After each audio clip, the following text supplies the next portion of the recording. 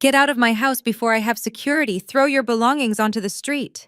My sister Chloe spat the words at me while the paramedics were still wheeling our father's body out the front door.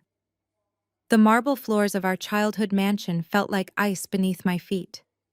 My father Marcus, a self-made billionaire who built a logistics empire from scratch, had taken his last breath.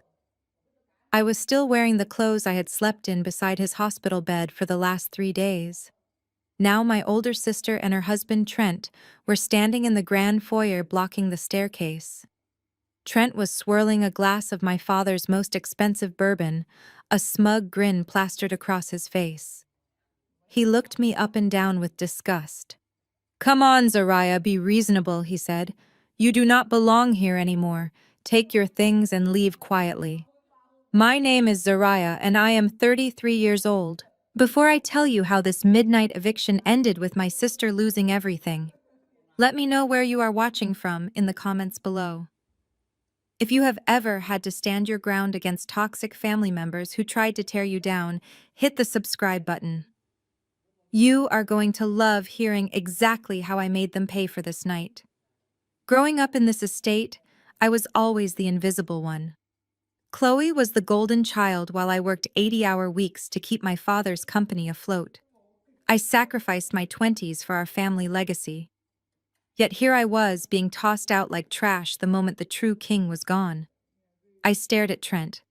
This man had married into our family 2 years ago and had contributed absolutely nothing but a sense of unearned superiority. He took another slow sip of the bourbon. The audacity of this man drinking the liquor my father had saved for my future wedding was enough to make my blood boil. Chloe crossed her arms, her designer dress rustling in the quiet hall. "I am the eldest, Zariah. The company and this house belong to me now. Daddy is gone and you are just an employee. I want you out tonight." I took a deep breath, forcing my voice to remain perfectly steady.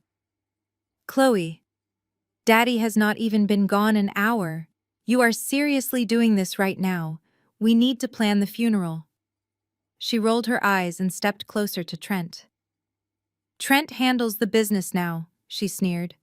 "You are just holding us back." Trent reached into the inner pocket of his suit jacket and pulled out a leather checkbook. He clicked a silver pen and began writing. He tore the check off and held it out to me. "I am writing you a check for $10,000, Trent said, his voice dripping with sympathy. "Listen, Zariah, we know it is tough for a single black woman to make it out there on her own without family support. Use this to rent an apartment downtown, get yourself settled. Maybe find a husband who can take care of you. We just need to professionalize the family business, and we cannot have dead weight dragging down the new corporate vision." I looked at the piece of paper fluttering in his hand. $10,000. He was offering me $10,000 to walk away from a $60 million empire that I had personally saved from bankruptcy 3 times while he was off playing golf. The pure entitlement radiating off him was suffocating. He honestly believed he was doing me a favor. He genuinely thought he was my savior, stepping in to rescue the poor lonely sister with a meager handout. I did not reach for the check. I simply looked him dead in the eye and let the silence stretch. I watched his smug smile falter just a fraction. Then I turned my back on both of them and walked calmly up the grand staircase. "Where do you think you are going?" Chloe shrieked, her voice echoing off the high ceilings. "I am giving you 10 minutes to pack your bags or I am calling the police." I did not need 10 minutes. I walked into my bedroom, grabbed the single duffel bag I had packed days ago when the doctors told me the end was near, and walked right back out. I had known this moment was coming. I had prepared for it. When I reached the bottom of the stairs, Trent was still standing there, the check still in his hand. "You are making a huge mistake, Zariah," he warned. "This is the only help you will ever get from us." I walked past him, pulling my coat tightly around my shoulders. I opened the heavy oak front door. The freezing rain was coming down in sheets, washing over the circular driveway where the ambulance had just been. The cold wind bit into my skin, but I felt completely numb to it. I stepped out onto the wet stone porch and stopped. I turned around to face them one last time. They stood together in the warm golden light of the chandelier, looking like the perfect wealthy couple ready to inherit the world. I looked right at my sister. The corners of my mouth curled up into a slow, chilling smile. "I do not need your money, Trent," I said, my voice slicing through the sound of the pouring rain. "And Chloe, before you start picking out new curtains for the living room, I have one question for you." I paused, letting the weight of the moment sink in completely. "Did you actually read his will, Chloe?" I did not wait for her to give me an answer. I turned and walked slowly into the freezing dark rain, leaving the heavy wooden door wide open behind me forever. This was only the beginning of the trap I had carefully laid out just for them. The driveway gravel crunched under my boots as I walked away from the massive colonial house. The freezing rain soaked through my wool coat in seconds, but I did not rush. I walked with the deliberate pace of a woman who had just been handed the keys to her enemy's destruction. My car, an understated black sedan, was parked at the far edge of the estate. It was a stark contrast to Trent's flashy imported sports car sitting right by the front door like a shiny trophy. I unlocked my door and slid into the freezing leather seat. The heavy thud of the car door shutting blocked out the sound of the storm raging outside. I sat in the darkness for a long moment, just listening to the rain pound against the metal roof. The smell of wet wool and the sharp antiseptic scent of my father's hospital room still clung to my clothes. I reached up and adjusted the rearview mirror, catching a glimpse of my own reflection. Deep, dark circles weighed down my eyes. I had not slept a full night in weeks. I reached into the passenger seat and unzipped my duffel bag, pulling out my heavy encrypted work laptop. I rested it on my steering wheel and pressed the power button. As the screen flared to life, casting a harsh, cold blue glow across my face, my desktop folders loaded. Right there in the center of the screen was the visual proof of our two entirely different lives.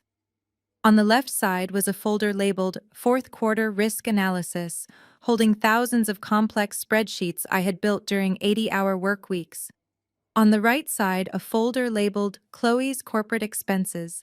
I clicked it open just to remind myself of exactly who I was dealing with. Scanned receipts from luxury boutiques in Paris filled the screen. $70,000 charged to the company card for a holistic wellness retreat in the Swiss Alps. $30,000 for a chartered flight to Milan. All while I was pulling all-nighters at the corporate office, surviving on stale coffee and sheer willpower to keep our global supply chain from collapsing under the weight of her reckless spending. My father had allowed it out of a misplaced sense of guilt over her mother's early passing, but I was not my father. I owed her nothing. I plugged a secure secondary drive into the USB port and typed in a 64-character alphanumeric sequence. The standard corporate desktop vanished entirely, replaced by a stark black terminal window. This was my domain. Trent thought he was an absolute genius for locking me out of the main company servers 15 minutes after my father died.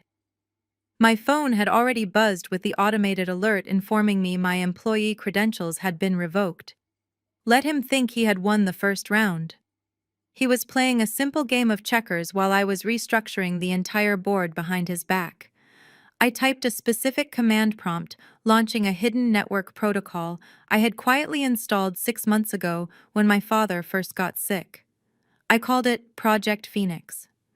My fingers flew across the keyboard, the rhythmic clacking filling the quiet cabin of my car. I connected to my secure mobile hotspot, routing my signal through 3 different overseas servers to mask my location.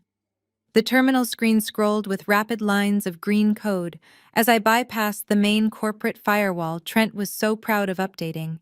It was almost too easy.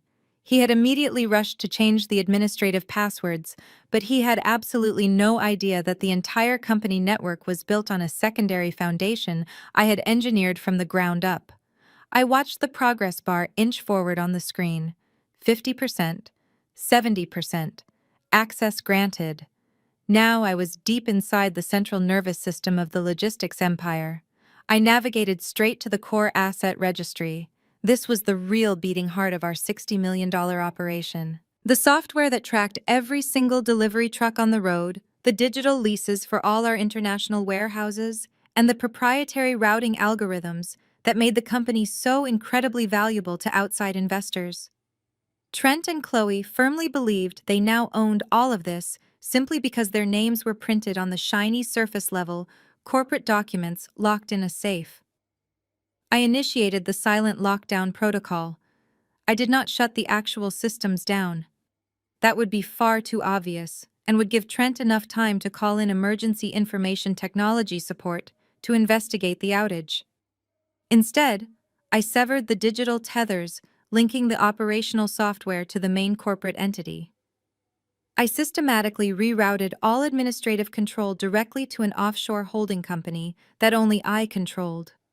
To the employees showing up for work tomorrow morning, the computer screens would look perfectly normal.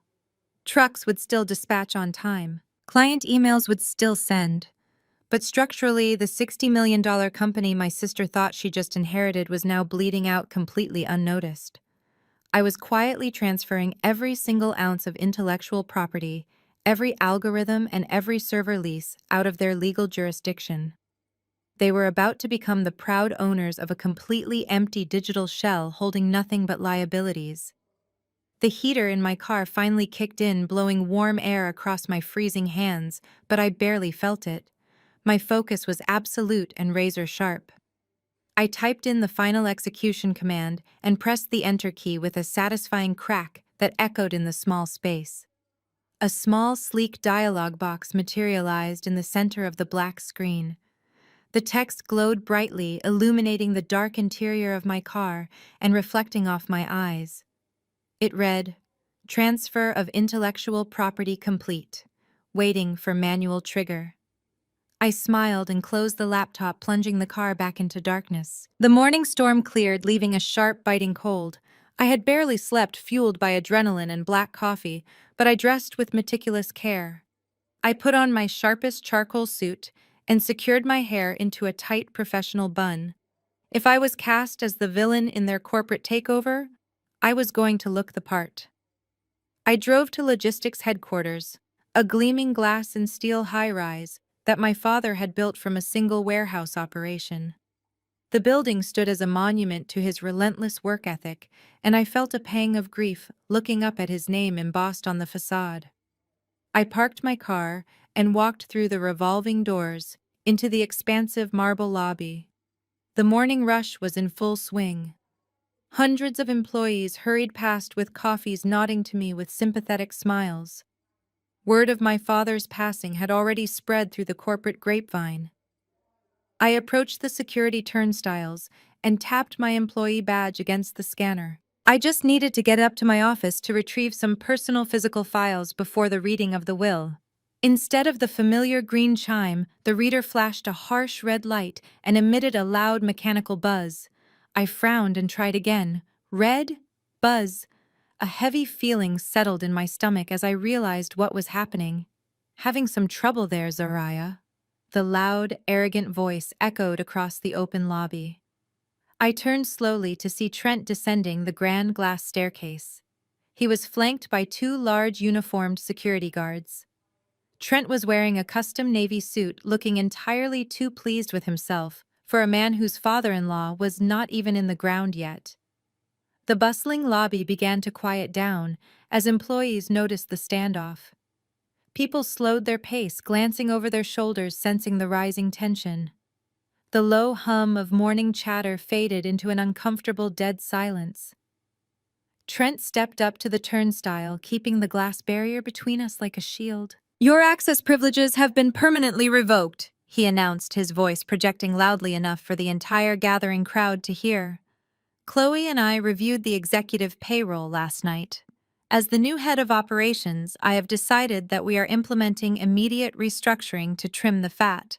I stared at him, keeping my expression entirely neutral, refusing to give him the satisfaction of seeing me upset. "Trimming the fat," I repeated evenly. "Is that what you call firing the only person who actually understands the risk analysis of our international supply chain?" Trent let out a condescending chuckle, adjusting his silk tie with a practiced flick of his wrist. "We are modernizing, Zarya. This is a global enterprise now, not a mom-and-pop shop where we can afford to hand out inflated salaries to unqualified family members just to keep them busy. You had a good run riding your father's coattails, But the adults are in charge now. I will have someone from Human Resources box up the personal items on your desk and mail them to you. You are no longer welcome on these premises." The sheer audacity of his words hung heavily in the air. Unqualified. I had 2 master's degrees and had personally negotiated the international contracts keeping this company afloat, while his only qualification was marrying my gullible sister. I could hear the shocked whispers of the staff behind me. The senior logistics manager's people who had worked side by side with me during crisis after crisis looked absolutely horrified. But Trent reveled in the audience. He was putting on a show to establish his dominance, using me as a sacrificial lamb to strike fear into the rest of the employees. He wanted everyone to know that if the founder's own daughter could be thrown out onto the street, nobody was safe. "Escort her off the property," Trent commanded the 2 guards, gesturing toward me as if I were a vagrant who had wandered in from the cold. The guards stepped forward, looking incredibly uncomfortable. One of them, a man named Marcus, who had known my father for 20 years, refused to make eye contact with me. "Please, Miss Soraya." Marcus muttered softly, his voice strained with genuine regret. "Do not make this harder than it has to be." I nodded to Marcus silently, forgiving him. He was just a man doing his job, trying to feed his own family. "Do not touch me," I said, clearly projecting my voice so Trent could hear every word. "I know the way out." I turned on my heel and began walking toward the revolving doors, my head held high.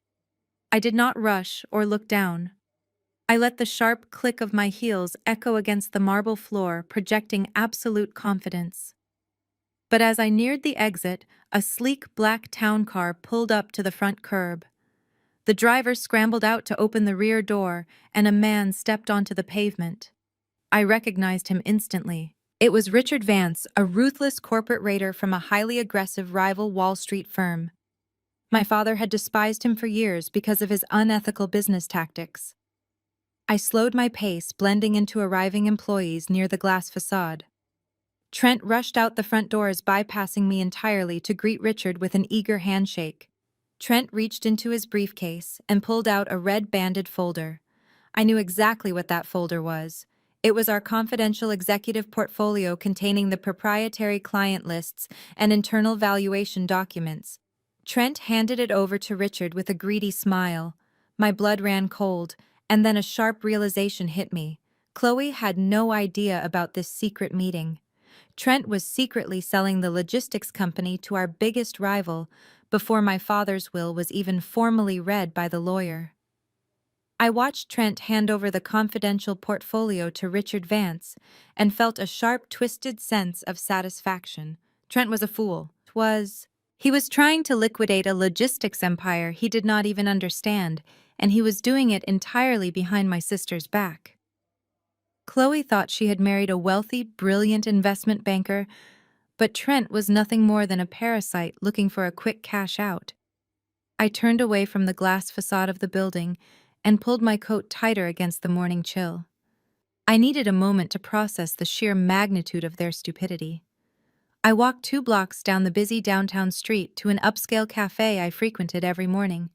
The warm scent of roasted espresso and fresh pastries hit me the moment I pushed through the heavy glass doors, providing a brief illusion of comfort.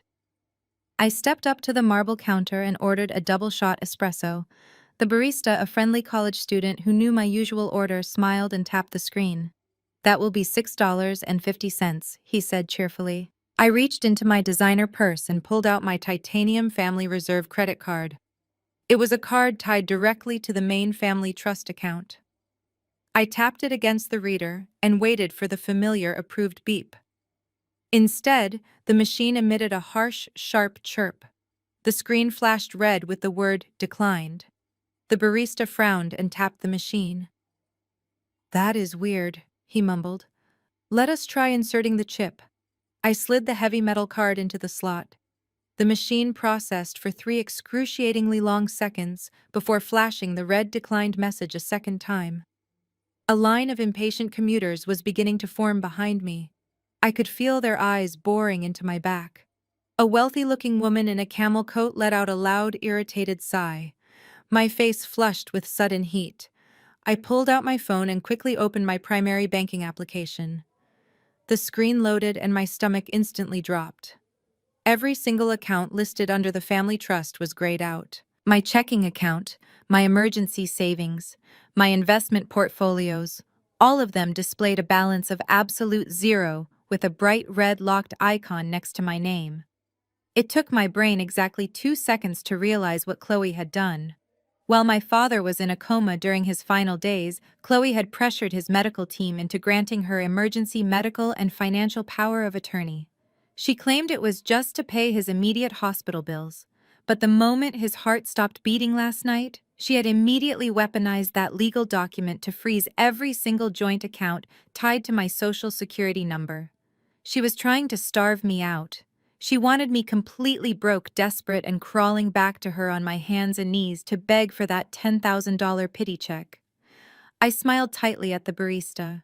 "Keep the coffee," I said smoothly, turning on my heel and walking out of the cafe before anyone could say another word. The cold air hit my face again, but the chill was nothing compared to the ice running through my veins. As I stepped onto the busy sidewalk, my cell phone began to vibrate violently in my hand. The caller identification displayed the name Helen. She was my father's second wife, my stepmother, and the ultimate enabler of Chloe's toxic behavior. Helen had spent the last 20 years kissing up to Chloe to secure her own comfortable position in the family hierarchy. I swiped the green button and pressed the phone to my ear. "Zariah, what is wrong with you?" Helen shrieked, her voice piercing my eardrum. "I just got a call from Trent. He said you caused a massive scene in the corporate lobby this morning and forced security to throw you out. Have you lost your mind? Your father is not even buried yet, and you are out here embarrassing this family in front of the entire staff." I kept my walking pace steady, dodging pedestrians as I headed back toward my car. "I did not cause a scene, Helen. Trent ambushed me at the security gate and fired me in front of 50 employees. He locked me out of the building." "Well, maybe you deserved it," Helen snapped back without a single ounce of hesitation. "You have always been so headstrong and difficult, Zariah. You never knew your place. Trent is the man of the family now. He is stepping up to take care of the business and to take care of Chloe. You should be supporting him, not challenging his authority. You need to turn around, go back to that office, and apologize to your brother-in-law immediately. If you just show some submission and respect, maybe he will allow you to keep a minor desk job so you do not end up living on the streets." The sheer level of misogynoir and internalized patriarchy in her voice was sickening. Helen genuinely believed that because Trent was a white man in a tailored suit, he was automatically entitled to rule over the empire my black father had built with his bare hands. She expected me, a highly educated risk analyst, to bow my head and serve a man who was actively tearing our legacy apart. "Helen, listen to me very carefully," I said, stopping at the corner of the street and lowering my voice into a dangerous whisper. "Trent is not the man of anything. He is a glorified thief. And as for my place, I know exactly where my place is. You and Chloe are about to find out the hard way that you backed the wrong horse. Do not call this number again." I pulled the phone away from my ear, ignoring her frantic squawking, and hit the red end call button. I stood there on the busy street corner, watching the city move around me. They thought they had me completely cornered. They thought cutting off my access to the family trust would leave me helpless. They had absolutely no idea who they were dealing with. I unlocked my phone and bypassed my normal banking applications entirely. I swiped over to a hidden encrypted folder and opened a custom financial portal I had built myself. It connected directly to the offshore accounts of Phoenix Holdings, the shell company my father and I had secretly established. The screen displayed a staggering balance in the hundreds of millions safely hidden from Chloe's power of attorney and Trent's greedy reach. I navigated to the transfer menu, selected my secure private checking account, and typed in the number 5 followed by 6 zeros. I pressed confirm. The screen pulsed green, displaying the message $5 million successfully transferred. Available balance updated. I slipped the phone back into my pocket, a genuine smile finally reaching my eyes. Let them have their little power trip today, because tomorrow the real war begins. The next afternoon, the sky was heavy with thick gray clouds, perfectly matching the somber mood of the massive church parking lot. It was time for the repast, the traditional family gathering held just before the official funeral service. My father's church was one of the largest black congregations in the city, and the fellowship hall was packed with hundreds of people. The air was thick with the rich, comforting smells of fried chicken, baked macaroni and cheese, and collard greens. Normally, a repast is a beautiful celebration of life, a time for the community to wrap their arms around the grieving family. But as I walked through the double doors of the fellowship hall alone, I knew there would be no comfort waiting for me here. I smoothed down the skirt of my black dress and made my way through the crowded room, nodding politely to the older church members who offered their quiet condolences. My destination was the private family suite at the front of the hall. It was a secluded room where the immediate family was supposed to gather to pray and support each other before facing the public crowd. I reached for the brass handle of the heavy wooden door, but before my fingers could even brush the metal, a hand shot out and blocked my path. It was my Aunt Viv, my father's older sister.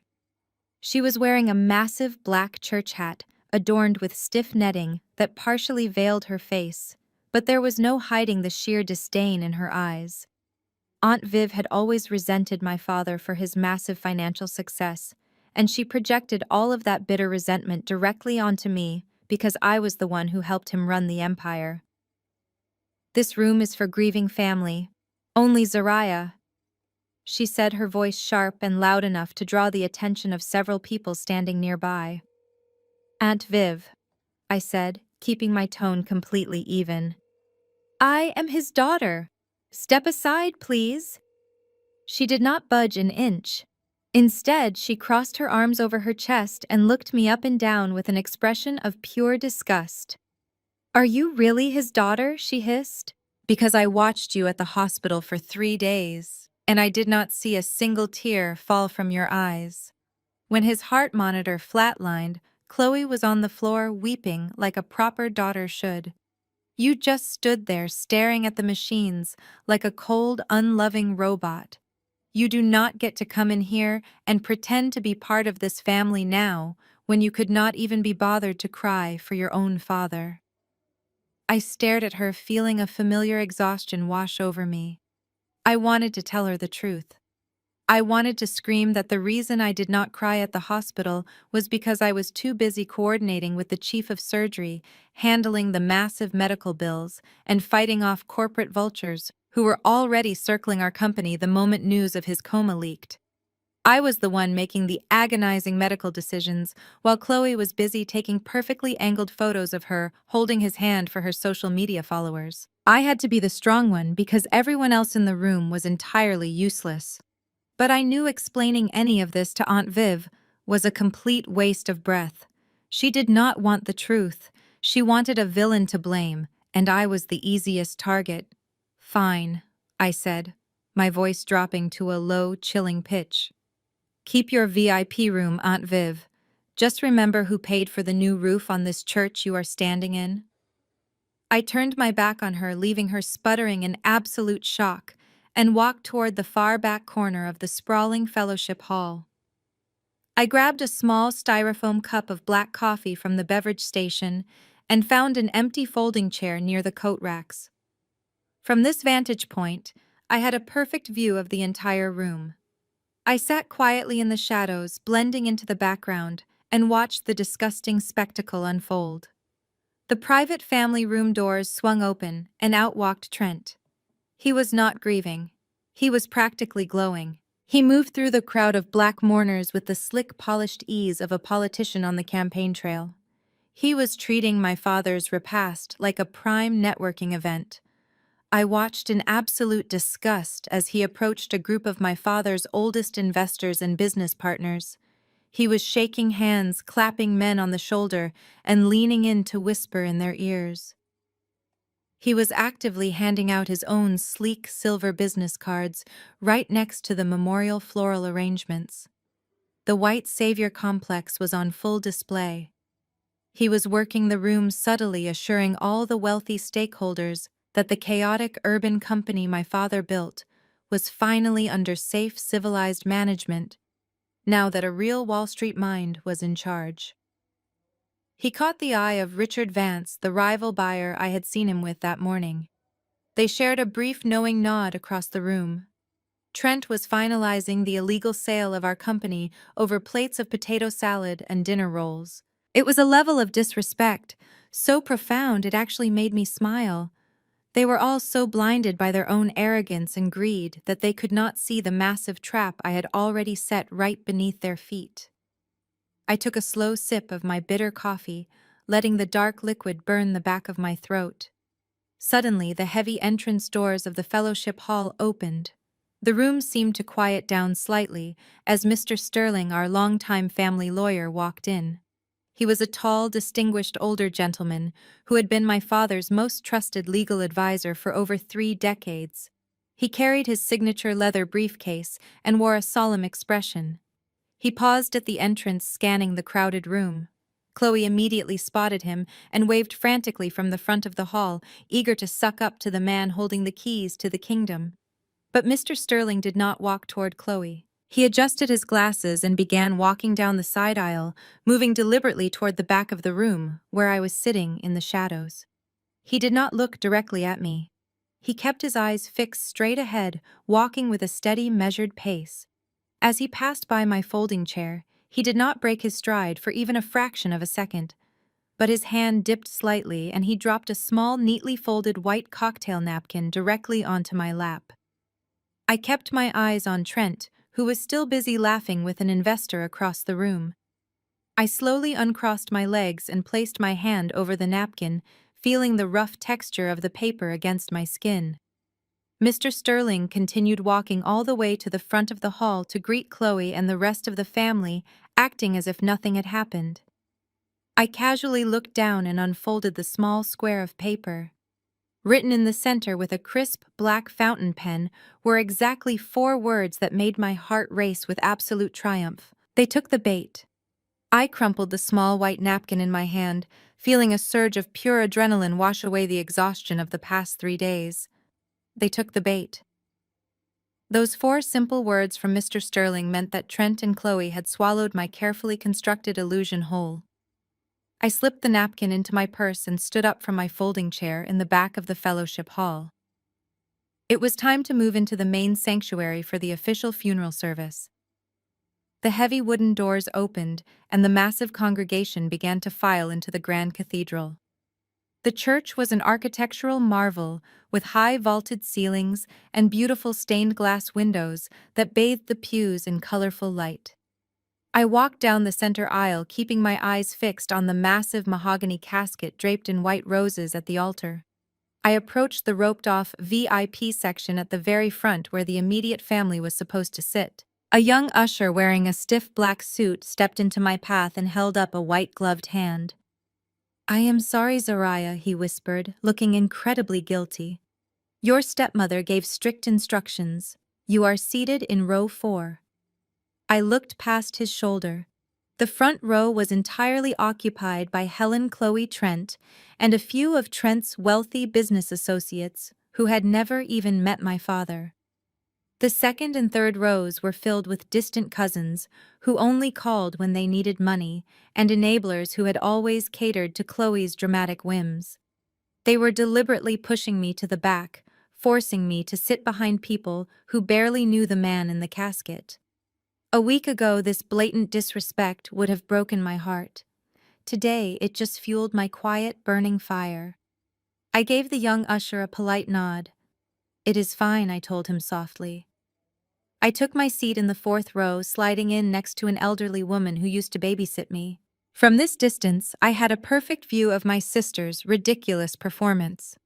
Chloe was draped in a custom runway-style black dress, featuring a dramatic, sweeping veil that looked like it belonged in a fashion magazine editorial rather than a funeral. Local news cameras were positioned at the back of the church recording the service, and Chloe was making absolute sure they captured her good side. She was weeping loudly, dabbing her dry eyes with a lace handkerchief and clinging to Trent's arm. The service began with a powerful rendition of Amazing Grace from the massive church choir. Their voices soared, echoing off the high stone walls. It was beautiful, and for a brief moment I allowed myself to close my eyes and truly grieve the man who had raised me. He had his flaws, and he had definitely made mistakes with Chloe, but he had taught me everything I knew about survival. The music faded, and the head pastor stepped up to the pulpit. He delivered a moving prayer, but then he stepped aside to introduce the man delivering the main eulogy. It should have been me. I was the one who worked alongside my father for a decade. Instead, Trent stood up, adjusting his expensive suit jacket, and strode confidently to the front of the church. Trent stood behind the polished wooden podium, looking out over the sea of mostly black faces, with an expression of manufactured solemnity. He tapped the microphone and cleared his throat. "We are gathered here today to mourn the passing of Marcus, an ambitious man who built something truly remarkable out of nothing." Trent began, his voice booming through the sound system. But as he continued speaking, the tone of his eulogy rapidly shifted from respectful remembrance to a blatant, arrogant public relations pitch. He completely glossed over my father's struggles fighting against systemic racism to secure his first bank loans. He erased the decades of grueling manual labor my father endured driving his own trucks when he could not afford to hire drivers. Instead, Trent painted my father as a lucky pioneer who simply stumbled into a lucrative industry and desperately needed someone to organize his chaotic efforts. Marcus had raw urban hustle, Trent said, gripping the edges of the podium. He built an urban empire fueled by passion and street smarts. But as we look toward the horizon, we must recognize that passion alone cannot sustain a modern global enterprise.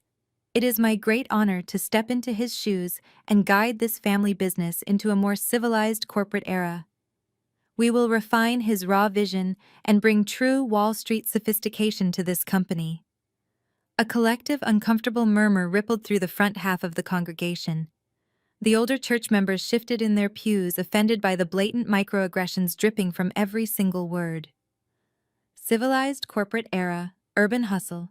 He was standing over my father's dead body and calling him an unrefined street hustler who needed a white savior to swoop in and rescue his company from its own success.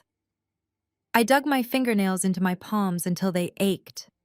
Trent was completely erasing my father's brilliant mathematical mind and my own decade of relentless corporate structuring, all to stroke his own massive ego for the wealthy investors sitting in the front row.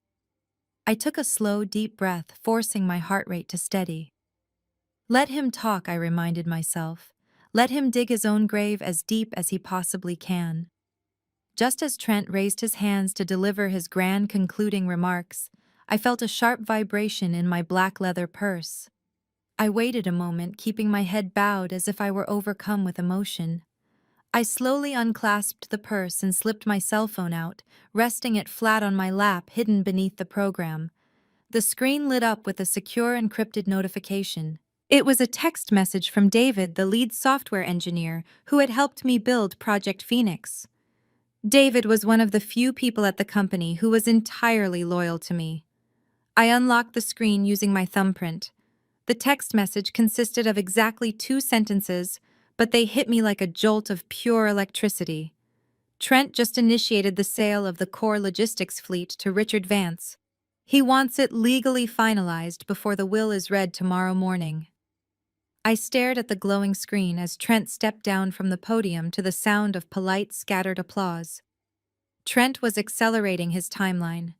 He was terrified that my father's will might have some restrictive clause regarding the sale of company assets, so he was trying to liquidate the physical trucks and warehouses right under Chloe's nose before the lawyer could officially read the document.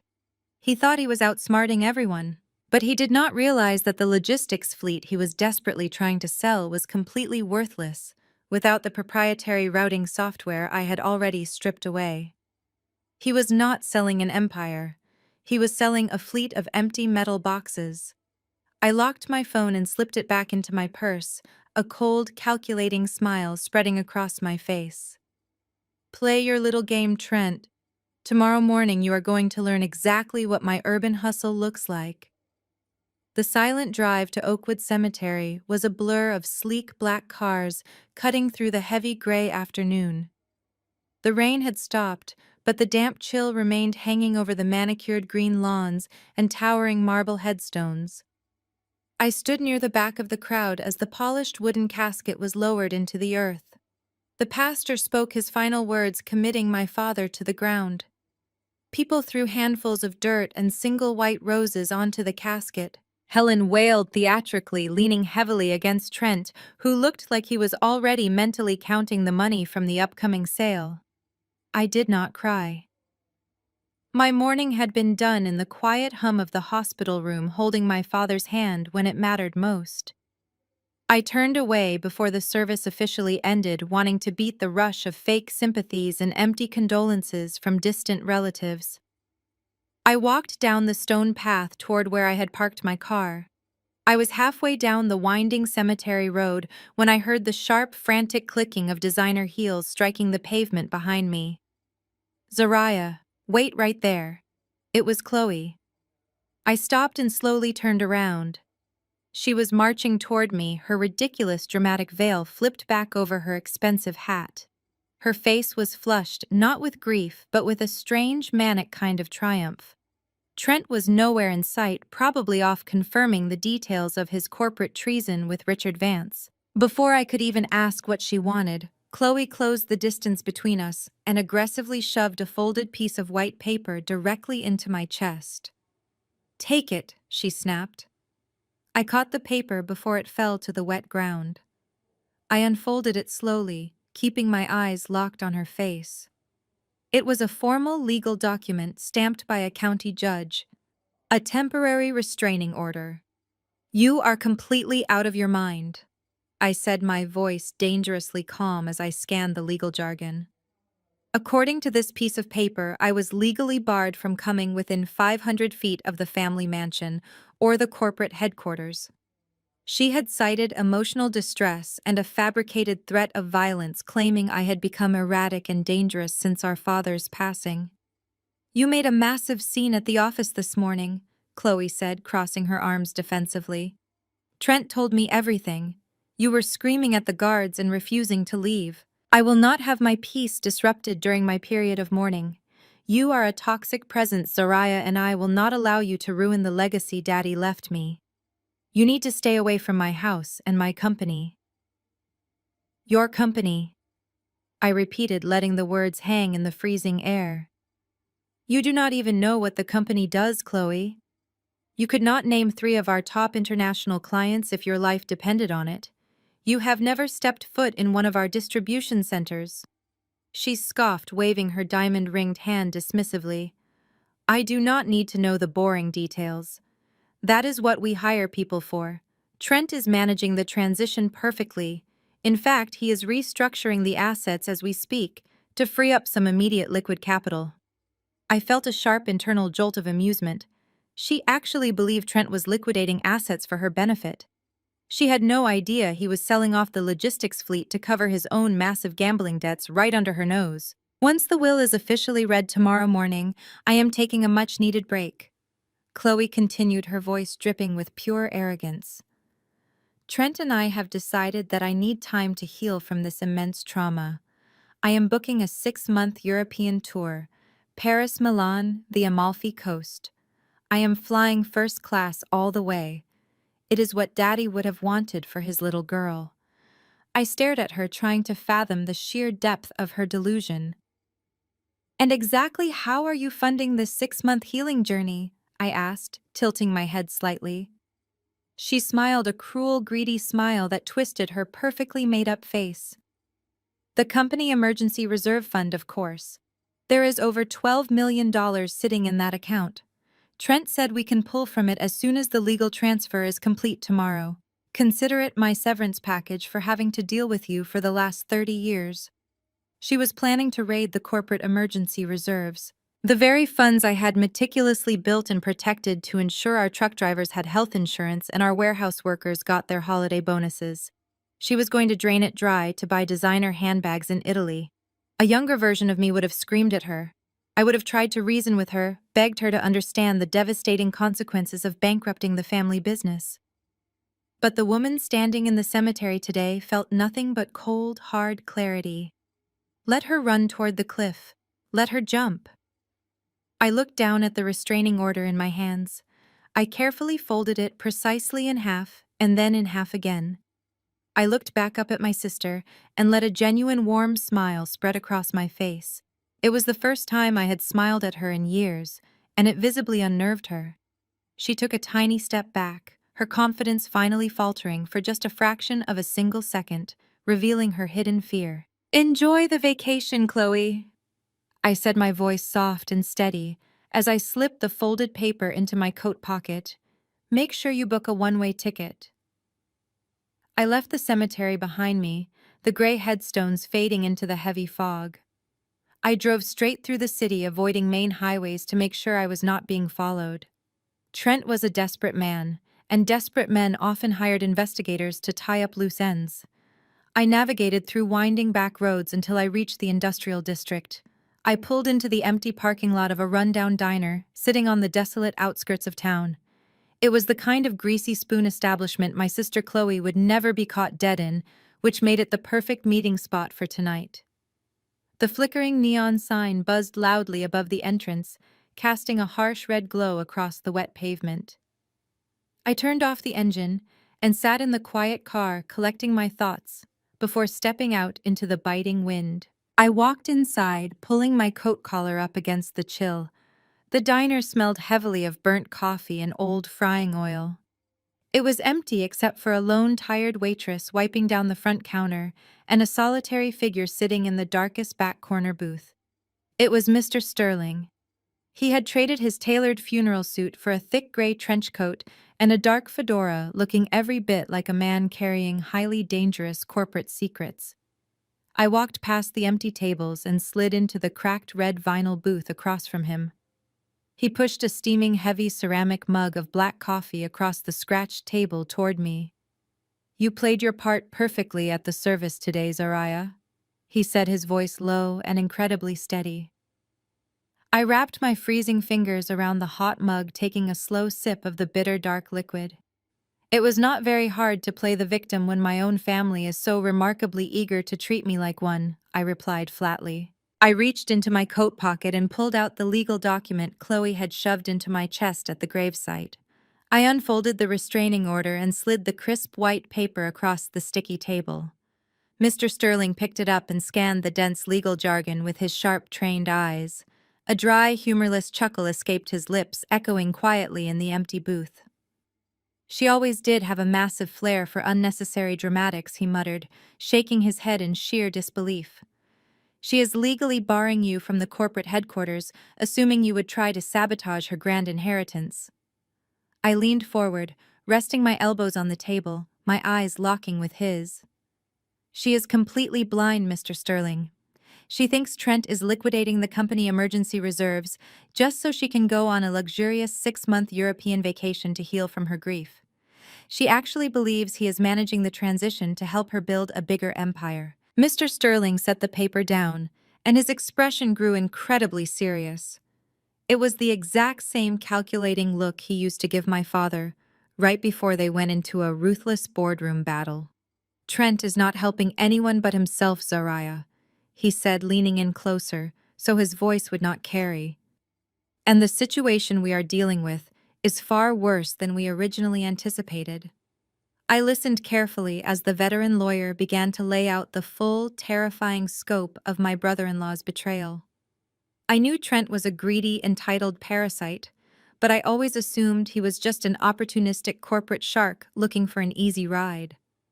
Mr. Sterling opened his worn leather briefcase and pulled out a stack of redacted financial documents. "I have been tracking his private offshore accounts for the last 3 months." Mr. Sterling explained, his voice barely above a whisper. "Trent is not the wealthy, successful investment banker he pretends to be. He was quietly let go from his prestigious Wall Street firm over a year ago for gross negligence and misappropriation of funds. He has been living entirely off your sister's company credit cards while aggressively projecting the fake image of a financial genius." I stared at the papers, my mind racing to process the deception. Then why is he rushing to sell the entire logistics fleet to Richard Vance? I asked, trying to connect the dots. If he just wants to live off the family wealth, he could milk our corporate accounts for years without raising suspicion. He cannot wait years, Mr. Sterling replied, tapping a specific column of red numbers on the top page. Trent has accumulated a massive illegal offshore gambling debt. He owes over $15 million to some very dangerous underground syndicates.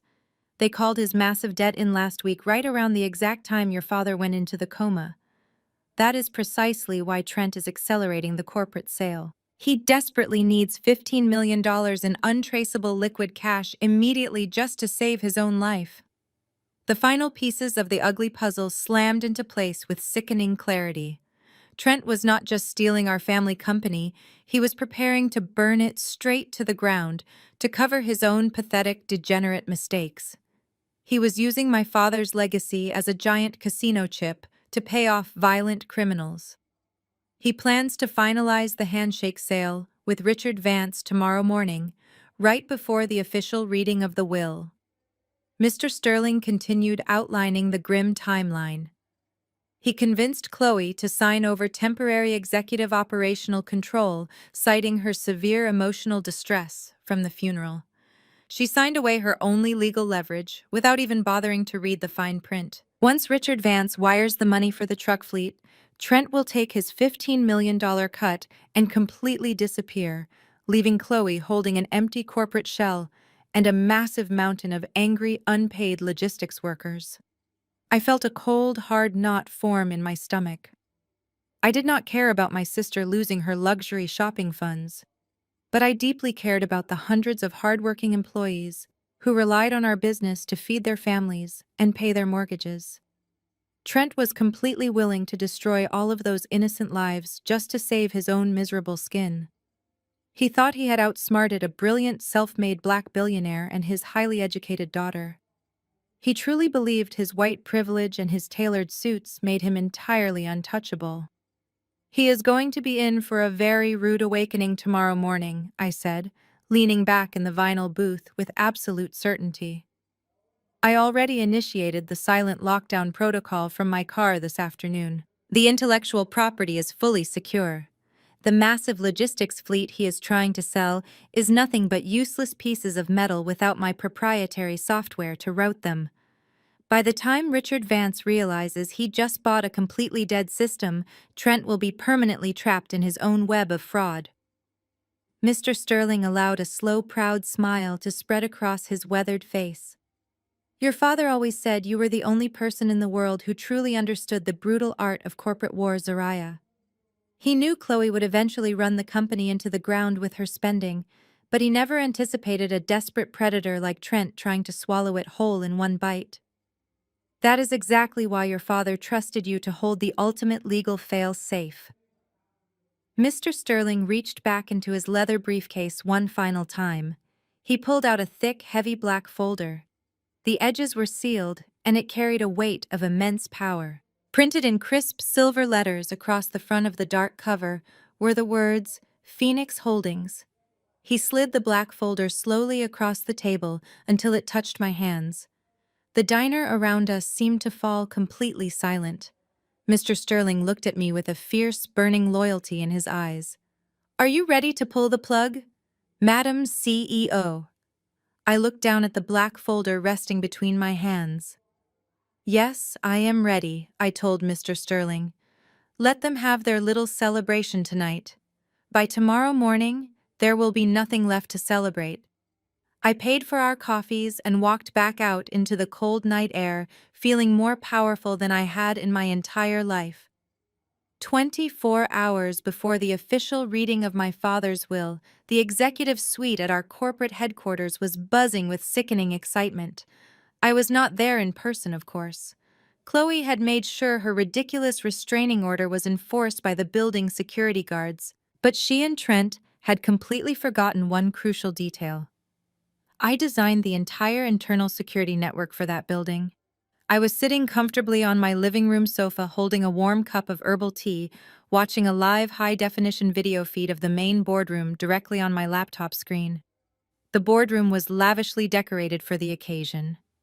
Trent had ordered expensive catered food and several cases of vintage champagne. Chloe was parading around the room in a white designer suit, looking more like she was hosting a charity gala than mourning the very recent death of our father. Trent stood at the head of the massive mahogany table looking incredibly smug. The board of directors, mostly older men who had always dismissed my vital contributions as merely administrative duties, were laughing loudly at his terrible jokes. And sitting right next to Trent was Richard Vance, the rival buyer. Trent raised his crystal champagne flute to quiet the room. "Gentlemen, and my beautiful wife," he began, projecting his voice with practiced false confidence. "Today marks the dawn of a bright new era. We are officially streamlining our operations and shedding the dead weight of the past." Richard Vance stood up and clinked his glass against Trent's. Vance was a ruthless corporate vulture who had been trying to buy our truck fleet for a decade, but my father always shut him down. Now Trent was handing him our most valuable physical assets on a silver platter for a fraction of their true worth, just to secure the quick $15 million he desperately needed to pay off his illegal gambling debts. "It is a real shame Zariah could not be here to see this historic transition," Trent said, with a mocking, exaggerated sigh. "I guess she is too busy looking for a cheap studio apartment downtown." The room erupted into polite, agreeable laughter. Chloe chimed in, swirling her expensive champagne. "Oh, please do not even mention her name, Trent. She is completely unstable. I had to get a restraining order just to keep her from having a total meltdown in the lobby. She never understood the vision of this company anyway. She was just a glorified spreadsheet reader Daddy kept around out of pity because she could not find a husband." I took a slow sip of my tea, watching them congratulate each other on their brilliant theft. They were finalizing a handshake deal to sell a massive fleet of vehicles that were about to become completely immobilized. Richard Vance pulled a thick legal contract out of his leather briefcase and slid it across the polished table. Trent pulled out his expensive silver pen, the exact same pen he had used to write that insulting $10,000 pity check for me. He signed his name with a dramatic flourish, legally binding the sale of the physical trucks. They shook hands, sealing the fraudulent deal while the board members clapped. They thought they had won the war. They thought they had outsmarted the black sheep of the family. Chloe threw her arms around Trent, kissing his cheek and loudly proclaiming him the ultimate savior of the family business. It was the absolute perfect moment to send them a little message from the supposed dead weight. I set my teacup down on the glass coffee table and placed my fingers lightly over the keyboard of my encrypted laptop. I accessed the internal audiovisual controls for the executive boardroom. Trent was still talking loudly, boasting to Vance about his grand plans for a massive European expansion using the leftover corporate funds. I typed in a specific command line, entirely overriding the local manual controls inside the room. I took a deep breath and hit the enter key. Inside the boardroom, the lively classical music playing over the ceiling speakers abruptly cut out. The room immediately fell into a confused, awkward silence. Then the heavy motorized blackout blinds on the floor-to-ceiling windows automatically rolled down, plunging the entire room into total darkness. Trent frowned, looking around the dark space in obvious confusion. "What is going on?" he demanded, angrily snapping his fingers at a junior assistant standing near the door. "Turn the lights back on right now." Before the terrified assistant could even move toward the wall, switch the massive digital projector screen at the far end of the room suddenly hummed to life. The bright, glaring white light illuminated their shocked faces in the dark room. There was no corporate presentation. There were no financial charts or graphs displaying projected revenue. Instead, a stark, blood-red countdown clock appeared on the screen, taking up the entire wall. The giant digital numbers were ticking down second by second. 10 hours, 45 minutes, and 12 seconds. It was ticking down to the exact scheduled time of the official will reading. Trent dropped his champagne glass, shattering it across the beautiful, expensive floor. Chloe grabbed his arm in panic as the red numbers pulsed rhythmically, matching the terrified beating of their own hearts. They stared at the screen, completely paralyzed by the silent threat looming over them. They finally realized that the game was not over. The real nightmare had just begun. I leaned back against the cushions of my sofa, smiling.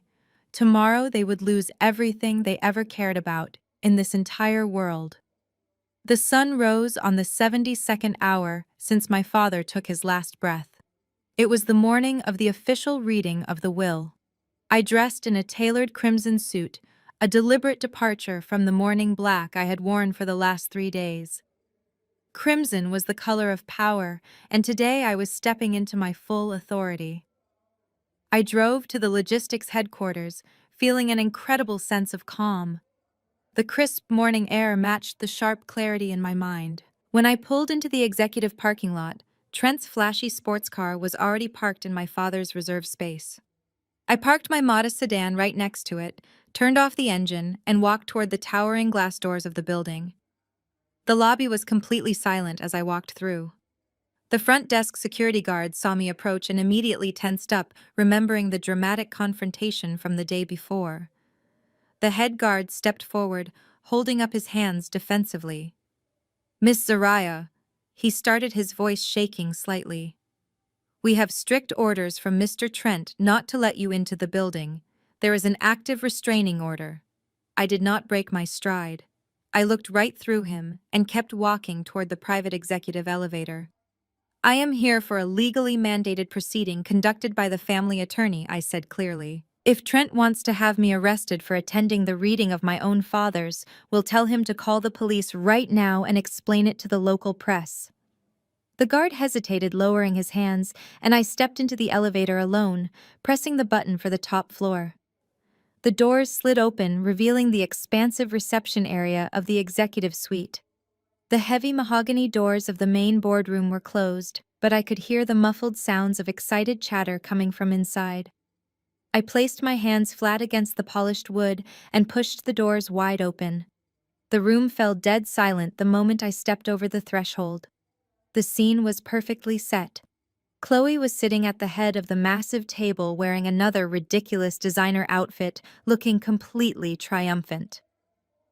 Trent stood right behind her, resting his hands on her shoulders like a king, surveying his conquered land. My stepmother Helen was seated to their right, dabbing her perfectly dry eyes with a tissue. At the far end of the table sat Mr. Sterling, his worn leather briefcase resting in front of him. "What are you doing here?" Trent demanded, his face instantly turning a deep shade of red. He pointed an accusatory finger at me across the long table. "Security was supposed to keep you out. You are violating a legal court order, Zariah. Leave this room immediately before I call the police and have you dragged out in handcuffs." I walked slowly to the only empty chair left in the room, directly across from Chloe, and pulled it out. I sat down, crossing my legs and resting my hands on the table. Mr. Sterling cleared his throat loudly, drawing the complete attention of everyone in the room. "Trent, you will sit down and remain quiet," Mr. Sterling commanded, his voice echoing with absolute authority. "Zariah is a named party in these legal documents. By state law, her presence is required for the reading of the primary will. The temporary civil order does not supersede a probate mandate. If you attempt to remove her, I will immediately suspend these proceedings and freeze all assets indefinitely." Trent clenched his jaw so tightly I thought his teeth might shatter, but he slowly lowered his hand and sat down next to my sister. Chloe glared at me with pure hatred, but remained silent. Helen shifted uncomfortably in her leather chair. I looked up at the massive projector screen at the end of the room. It was blank now, but I knew the memory of the ticking red clock from last night was still entirely fresh in their minds. Trent looked exhausted, with deep dark circles under his eyes, proving he had not slept a single wink. He was desperate for this inheritance to be finalized so he could finally pay off his dangerous underground gambling debts. Mr. Sterling unlocked his heavy briefcase with a loud, sharp click. He pulled out a thick stack of crisp legal documents bound by a dark blue ribbon. He adjusted his reading glasses and looked around the room, making sure he had absolute silence. "We are gathered here today to execute the final wishes of Marcus T. He began, his voice solemn and steady. I will now read the primary distribution of his estate. The tension in the room was so incredibly thick you could cut it with a knife. Trent leaned forward, gripping the edge of the mahogany table. Chloe held her breath, her eyes wide with greedy anticipation. Mr. Sterling read through the standard legal preamble, which felt like it took hours. Finally, he reached the core assets. To my eldest daughter, Chloe, I leave the entirety of my shares in the Logistics Corporation, granting her 100% ownership and full operational control. Mr. Sterling read clearly. I also leave to Chloe the primary family residence and the entire balance of the corporate financial accounts currently valued at just over $60 million. A loud, obnoxious squeal of absolute delight erupted from Chloe's mouth. She threw her arms up in the air, completely forgetting her fake morning routine. Helen clapped her hands together, praising loudly. Trent let out a massive, heavy breath of relief, slumping back into his chair. The dark, looming cloud of his $15 million debt had just been permanently lifted. He was officially the husband of a corporate chief executive officer, holding $60 million in liquid cash. He had won the ultimate jackpot. They had successfully stolen my father's entire life work right out from under me. Mr. Sterling continued reading, distributing a few minor sentimental items to distant relatives, but my name was completely absent from the primary asset list. I sat perfectly still, my face a carefully constructed mask of utter defeat. I let my shoulders slump forward just a fraction. I looked down at my hands, playing the role of the devastated younger sister who had just lost everything she had ever worked for. Trent watched me with a vicious, predatory smile spreading across his face. He reached into the inner pocket of his tailored suit jacket. He pulled out the exact same leather checkbook he had held in the grand foyer 3 nights ago. He opened it, tore out the pre-written check, and flicked his wrist. The piece of paper slid smoothly across the polished mahogany table, stopping right in front of me. I looked down at the crisp, handwritten numbers. $10,000. Trent leaned across the table, his blue eyes burning with arrogant triumph. Take it, Zariah, he whispered, his voice dripping with pure venom. It is the last handout you will ever get. I looked down at the piece of paper resting on the polished wood. $10,000. A pathetic bribe meant to buy my silence and completely erase my decade of blood, sweat, and tears. Trent was leaning back in his leather chair, his arms crossed over his chest, waiting for me to break down. He wanted me to cry. He wanted me to beg. He wanted to watch me swallow my pride and accept his insulting crumbs. He genuinely believed that stripping away my financial security would force me into submission. But Chloe was not quite finished twisting the knife. She reached into her oversized designer tote bag and pulled out a thick stack of stapled documents. She slapped them down onto the table right next to the check. As my first official act as the sole owner and chief executive officer of this corporation, Chloe announced, her voice loud and grating, I am formally terminating your employment, Zariah, effective immediately. She flipped to the second page, pointing an acrylic fingernail at a highlighted paragraph. And just so we are completely clear, you will not be receiving any corporate severance package. Given your hostile behavior in the lobby yesterday and the active restraining order I currently hold against you, I am firing you with cause. I am citing severe insubordination and creating a hostile work environment. You are entitled to absolutely nothing. You immediately lose your corporate health insurance, your company car, and your access to the employee retirement fund. Any unvested stock options you thought you had are officially voided as of this exact minute. Helen nodded approvingly from her seat, patting Chloe's arm with a proud smile. You are making the right choice, sweetheart. Helen cooed, her voice dripping with fake sympathy. A real leader has to make tough decisions to protect the company from toxic influences. Zariah brought this entirely upon herself. If she had just learned to respect your new authority and show some basic family loyalty, maybe we could have found a small administrative role for her down in the basement, sorting the mail. Trent tapped the face of his expensive silver watch, looking annoyed by the delay. "Let us wrap this up, Chloe," he urged impatiently. "We have a meeting at the bank in exactly 1 hour to officially transfer the executive operational funds into our private accounts. Richard Vance is also waiting for my call to finalize the logistics fleet sale. We do not have time to waste arguing with disgruntled former employees who refuse to accept reality. We have a massive global enterprise to run." Chloe picked up her heavy gold pen. She signed the termination paperwork with dramatic flair, pressing so hard the ink almost bled through the heavy paper. She pushed the signed legal documents across the smooth mahogany surface toward me. "Sign the acknowledgement, Zariah," she demanded. "Sign it, take your little check, and get out of my building. I want you entirely out of my life by noon today. Go find a cheap apartment and figure out how to survive in the real world like everybody else." The entire room watched me. The few board members present held their breath, shifting uncomfortably in their seats. They all expected a massive dramatic explosion. They expected me to yell or throw the papers across the room. I did not give them the satisfaction of a reaction. I remained perfectly seated, keeping my posture incredibly straight and my expression entirely neutral. I reached out with slow, deliberate movements. I bypassed the termination papers entirely and picked up the $10,000 check Trent had so graciously written. I held the crisp paper up to the light, catching the reflection of the crystal chandelier above us. I looked right into Trent's arrogant blue eyes. I did not blink. I gripped the edges of the check and slowly pulled my hands apart.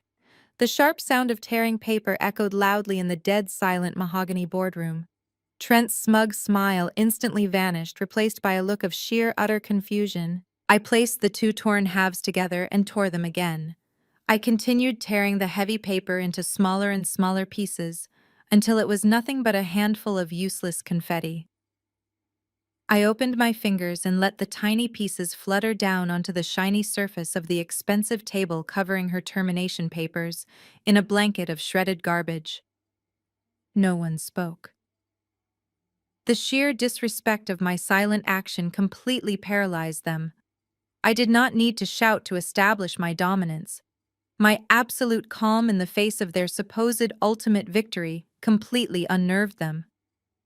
Chloe opened her mouth to yell something nasty, but she could not find the words.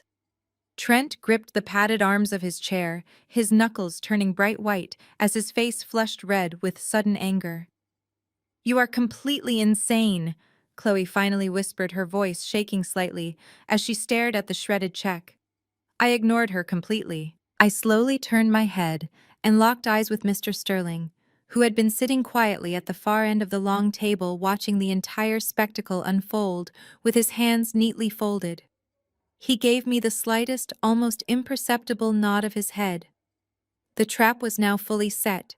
The bait had been completely swallowed. They had legally fired me, severing my employment contract and triggering the exact protective clauses I needed. It was time to spring the heavy steel jaws shut. Mr. Sterling cleared his throat. The low, gravelly sound was incredibly loud in the tense, quiet room. Everyone snapped their heads toward him, expecting him to reprimand me for destroying the financial document. Instead, he slowly reached back into his worn leather briefcase. He did not pull out another copy of the termination papers. He pulled out a thick manila envelope sealed tightly with dark red wax. He broke the heavy wax seal with his thumb and pulled out a fresh stack of legal documents printed on thick premium paper. "That concludes the reading of the primary will," Mr. Sterling announced, his voice suddenly taking on a much sharper, more commanding tone. "However, there is one final critical matter we must address before any corporate assets can be legally transferred, sold, or liquidated by anyone in this room." Trent frowned, leaning forward over the table aggressively. "What are you talking about, Sterling?" Trent demanded, his voice rising in panic. "You just read the document. Chloe inherits everything. The reading is completely over.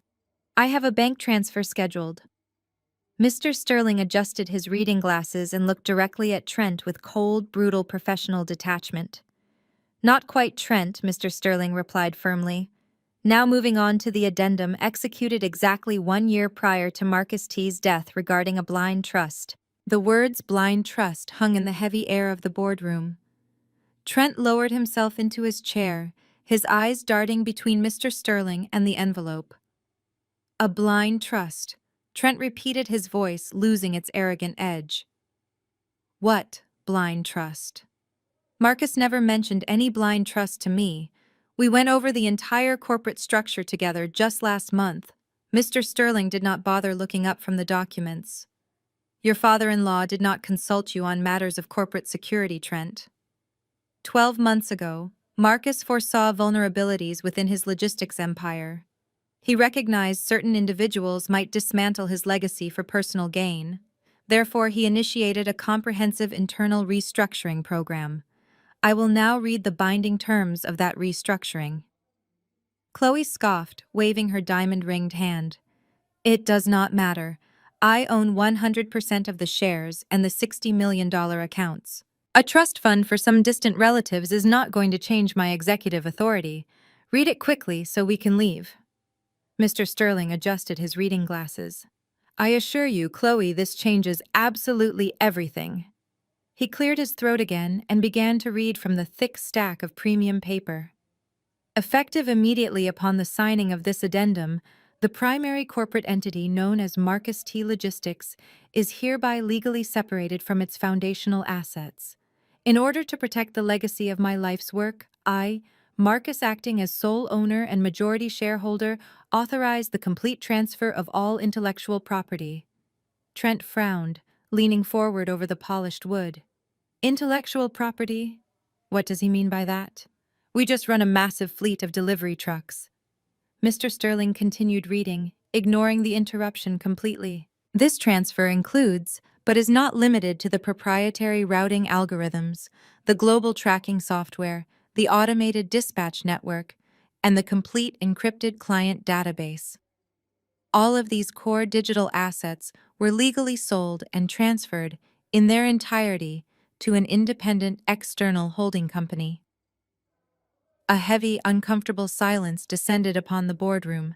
The board members exchanged nervous, panicked glances. Richard Vance, the rival buyer who had been sitting quietly next to Trent, suddenly sat up perfectly straight.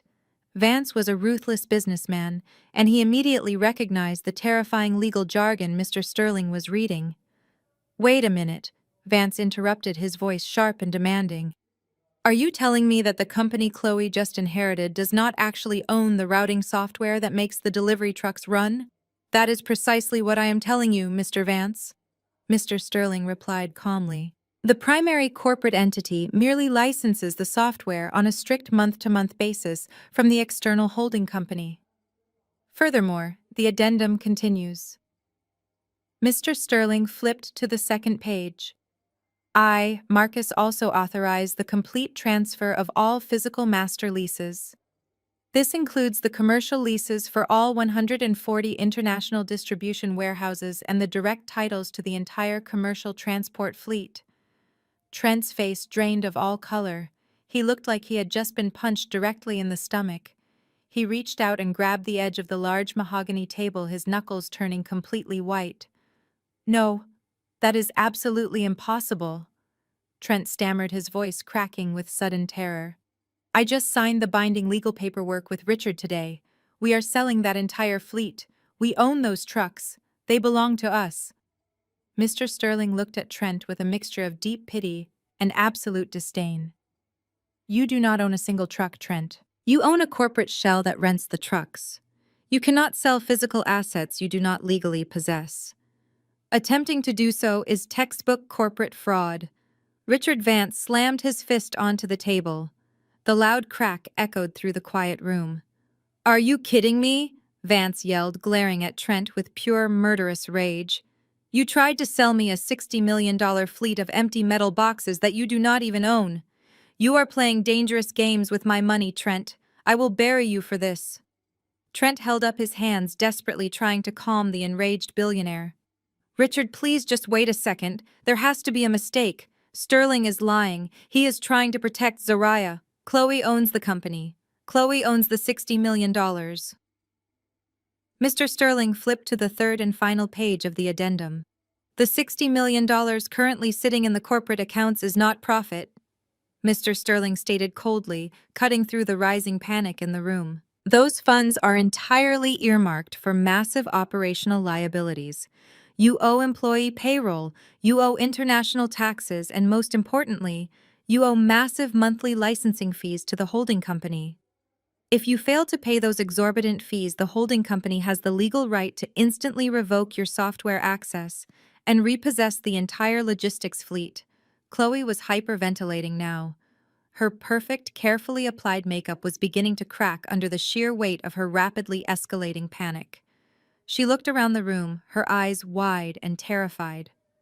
"Okay, fine," Chloe gasped, gripping the arms of her leather chair so hard her fingers turned white. "Fine. We will just buy the assets back. We will buy this holding company out right now. Who owns it? What is the exact name of the company?" Mr. Sterling ran his finger down the final paragraph of the highly confidential legal document. The external entity that purchased the intellectual property, the fleet leases, and the physical land beneath both the corporate headquarters and the primary family residence for the sum of exactly $1 is legally registered under the name Phoenix Holdings. The name hung in the dead air like a physical weight. Phoenix Holdings, the company that now controlled their entire miserable existence. Chloe shot up from her heavy chair, slamming her hands down onto the shredded pieces of the $10,000 check. "Who the hell owns Phoenix Holdings?" she screamed. I stood up slowly, pushing my chair back. The scraping sound of the wooden legs against the floor was the only noise in the room.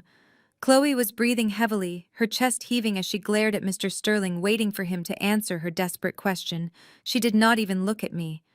To her, I was just the defeated younger sister who had already lost the game. She was entirely focused on finding the invisible enemy who had just stolen her $60 million victory. I reached into my leather tote bag resting on the floor beside me. My movements were deliberately slow and completely unhurried. I pulled out a heavy-bound folder embossed with the official gold seal of the state corporate registry. I held it in my hands for a brief moment, feeling the immense weight of the power it contained. Then I tossed the folder onto the center of the mahogany table. It landed with a heavy, solid thud right next to the shredded pieces of Trent's pathetic $10,000 check. "I own Phoenix Holdings," I said, my voice perfectly calm and carrying across the massive room. "I am the sole shareholder, the president, and the chief executive officer." The silence that followed my declaration was absolute and suffocating. Chloe slowly turned her head to look at me, her eyes wide with a mixture of confusion and sheer horror. Trent stared at the gold seal on the folder, his mouth hanging slightly open, as his brain struggled to process the reality of my words. Helen gasped, covering her mouth with her manicured hand. The older board members who had laughed at me just last night sat perfectly still, too terrified to make a single sound. Richard Vance narrowed his eyes, looking back and forth between me and Trent, finally realizing the massive scale of the deception he had almost walked right into. "You are lying," Chloe whispered, her voice trembling. "Daddy would never do that. He would never give you control over my inheritance." I rested my hands flat on the polished wood, leaning forward slightly to command the space. "He did not give me control over your inheritance, Chloe. He gave you exactly what you always wanted. You wanted the shiny surface. You wanted the fancy titles, the massive corporate bank accounts, and the beautiful mansion to show off to your wealthy friends. And he gave all of that to you. He let you have the entire $60 million corporate shell. But he knew you would destroy his legacy the moment he was gone. He knew Trent was an opportunistic parasite who would bleed this company dry to fund his own pathetic failures. So my father and I spent the last 12 months quietly extracting the actual beating heart of this empire to keep it safe from both of you." I tapped my fingernail against the state registry folder. "I own the proprietary software you use to track every single delivery. I own the digital algorithms that route your trucks. I own the master leases to every single international warehouse you operate. I own the deed to the land this very building sits on. And I own the deed to the land beneath the family mansion you are currently living in." I looked directly into her terrified eyes, letting the absolute truth of her situation sink in completely. You own the cars, Chloe, but I own the engines. You own the house, but I own the dirt it is built on. It is built. Trent suddenly slammed his hands onto the table, leaning aggressively toward me. "This is illegal!" he shouted, his voice cracking with panic. "You manipulated a dying man into signing over his assets. We will take you to court. We will tie this up in litigation for the next 10 years, Zariah. You will never see a single dime of that money." I did not flinch. I just smiled. "You cannot afford to take me to court, Trent. You cannot afford to do anything. Your $15 million gambling debt is due right now, and you just lost your only source of funding." I watched the blood drain completely from his face as I casually mentioned his secret underground debt in front of the entire board of directors and Richard Vance. Trent stumbled backward, hitting his legs against his chair. He looked like a man who had just stepped off a cliff and was waiting for the ground to rush up and crush him. Chloe looked frantically at her husband. "What gambling debt?" she shrieked, grabbing his arm. "Trent, what is she talking about?" Trent could not even look at her. He stared blankly at the wall, completely paralyzed by his impending ruin. Richard Vance stood up, his chair scraping loudly against the floor. He pointed a thick, threatening finger directly at Trent. "You tried to use my money to cover your degenerate gambling mistakes," Vance growled, his voice echoing with dangerous promises. "You lied to my face and tried to sell me stolen goods. I am pulling my offer immediately, and I promise you, Trent, my lawyers will be the least of your problems when those underground creditors come looking for their cash." Vance grabbed his leather briefcase and stormed out of the mahogany doors, leaving Trent completely isolated and exposed. Helen sat frozen in her seat, her perfectly styled hair suddenly looking completely ridiculous in the face of absolute financial ruin.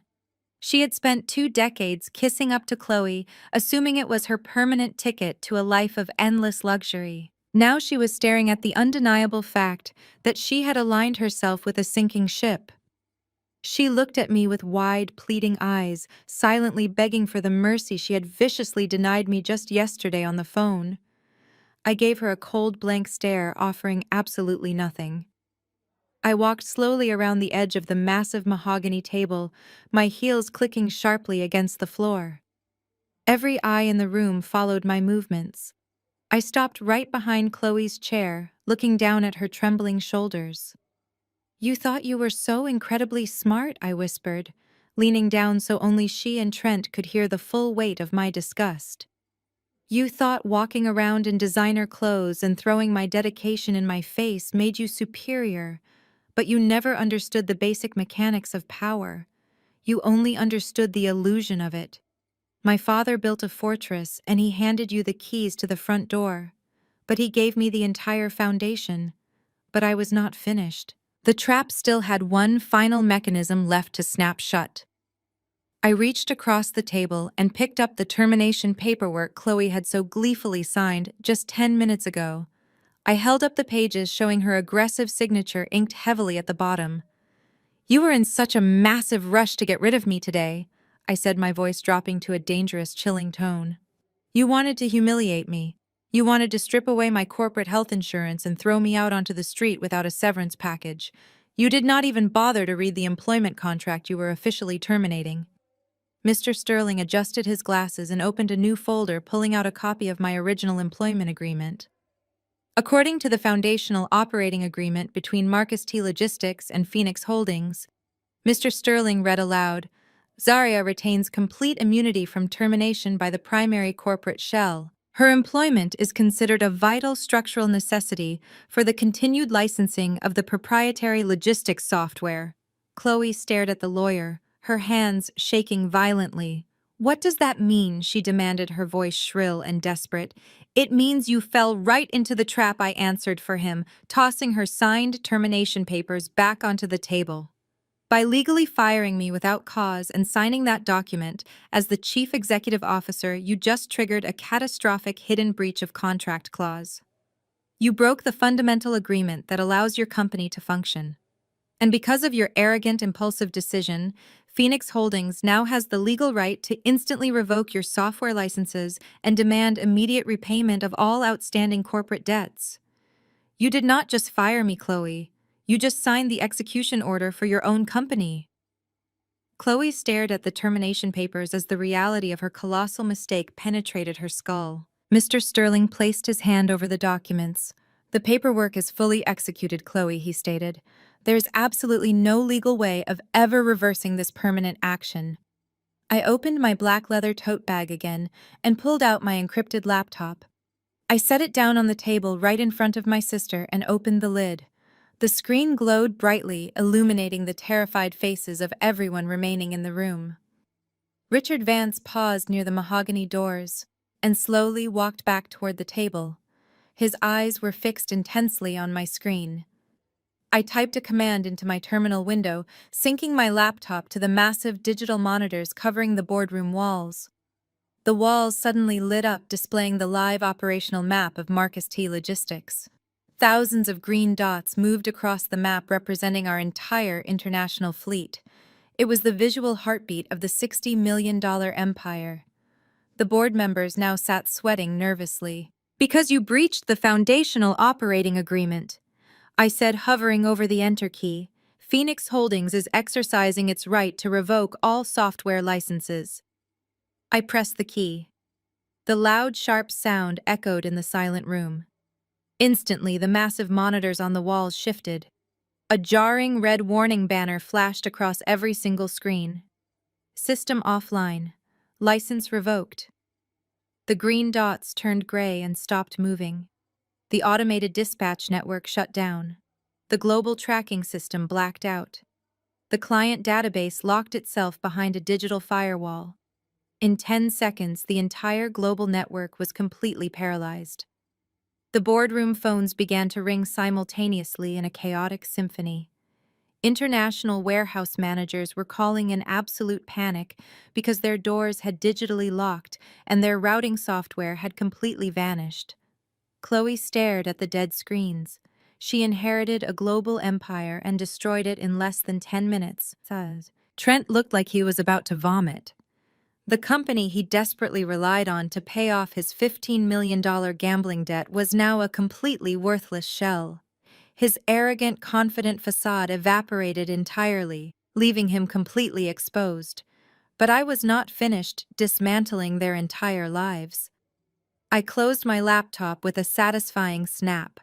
As the Chief Executive Officer of Phoenix Holdings, I have another piece of official business to conduct, I announced, looking directly at Chloe and Trent. Since the primary corporate shell no longer has a functioning business model, I am officially reevaluating our tenant agreements.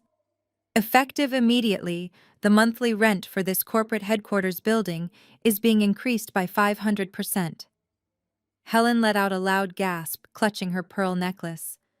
"You cannot do that!" she cried, her voice shrill and desperate. "That is absolute extortion, Zariah." I ignored my stepmother completely and kept my eyes locked on my sister. Furthermore, the land lease for the primary family residence where you are currently living is also being increased by 500%. Both of these massive payments are due in full by the end of this business week. If you fail to produce the funds, Phoenix Holdings will begin immediate eviction proceedings on both properties. You will lose this corporate tower and you will lose the luxury mansion. You will have absolutely nowhere left to hide from your debts. The sheer financial brutality of my words crushed whatever remaining hope they had. They were drowning in a massive ocean of debt, and I had just tied an incredibly heavy anvil to their feet. Richard Vance stood at the edge of the table, his face a mask of cold corporate fury. He reached into his tailored suit jacket and pulled out the thick legal contract Trent had so happily signed just last night in this very room. The contract guaranteeing the sale of the physical truck fleet. Vance held the document up in the air for everyone to see. "You tried to sell me a massive fleet of dead trucks," Vance growled, his voice vibrating with dangerous anger. "You tried to take my money knowing you did not own the vital software required to make those vehicles move. You actually thought you could play me for a complete fool, Trent." Vance gripped the top of the contract and ripped it cleanly down the middle. He placed the two halves together and ripped them again, letting the pieces fall onto the floor like garbage. He leaned across the table, pointing a thick, aggressive finger directly at Trent's face. "This handshake deal is officially dead," Vance announced. "And Trent, you are a dead man walking. My legal team is going to sue you for attempted corporate fraud and blatant breach of contract. We are going to freeze whatever miserable personal assets you have left in your bank accounts. But honestly, Trent, the lawyers are going to be the absolute least of your worries. When those dangerous underground creditors realize you cannot pay them their $15 million, they are not going to serve you with formal civil court papers. They are going to break both of your legs." Vance turned on his heel and stormed out of the boardroom, the heavy mahogany doors slamming shut behind him with a loud, echoing boom. The room fell into a terrifying silence, broken only by the continuous frantic ringing of the desk phones. The warehouse managers were still desperately calling, trying to understand why their entire global network had suddenly died. Trent collapsed into his leather chair, burying his face in his hands. He began to sob, a pathetic, wet sound that filled the room. His tailored suit and his arrogant privilege could not save him from the massive hole he had dug for himself. Chloe sat completely frozen, staring blankly at the torn pieces of the contract scattered on the floor. She had always desperately wanted to be the undisputed queen of the massive empire. Now she was the queen of absolutely nothing. The dead silence in the boardroom was finally broken by the sound of Chloe's ragged breathing. She slowly lifted her head from the torn pieces of paper on the floor and looked up at the massive digital monitors. The red warning banners were still flashing across the screens, a glaring reminder of her monumental failure. She looked back down at the legal documents sitting on the mahogany table. The $60 million she thought she owned was entirely spoken for. It was not liquid cash she could spend on European vacations or designer wardrobes.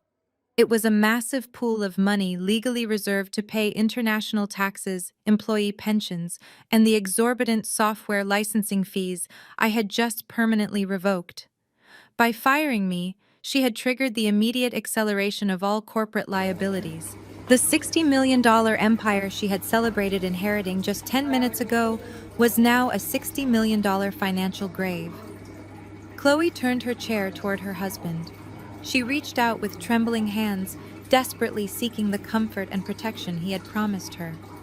"Trent, what do we do?" she whispered, her voice fragile and broken. "You are a financial expert. You know how to fix this. Tell me how we fix this right now. We can call the bank." Trent did not reach back to hold her hands. He physically recoiled from her as if she were suddenly infected with a deadly disease. He pushed his heavy leather chair back, scraping it violently against the polished floor to put as much distance between them as possible. The slick, polished Wall Street facade he had carefully maintained for the last 2 years completely disintegrated right in front of my eyes. He was no longer the arrogant savior of the family business. He was a terrified, desperate man staring down the barrel of a $15 million underground debt with absolutely no way to pay it. "Fix this!" Trent yelled, his voice cracking with pure hysterical panic.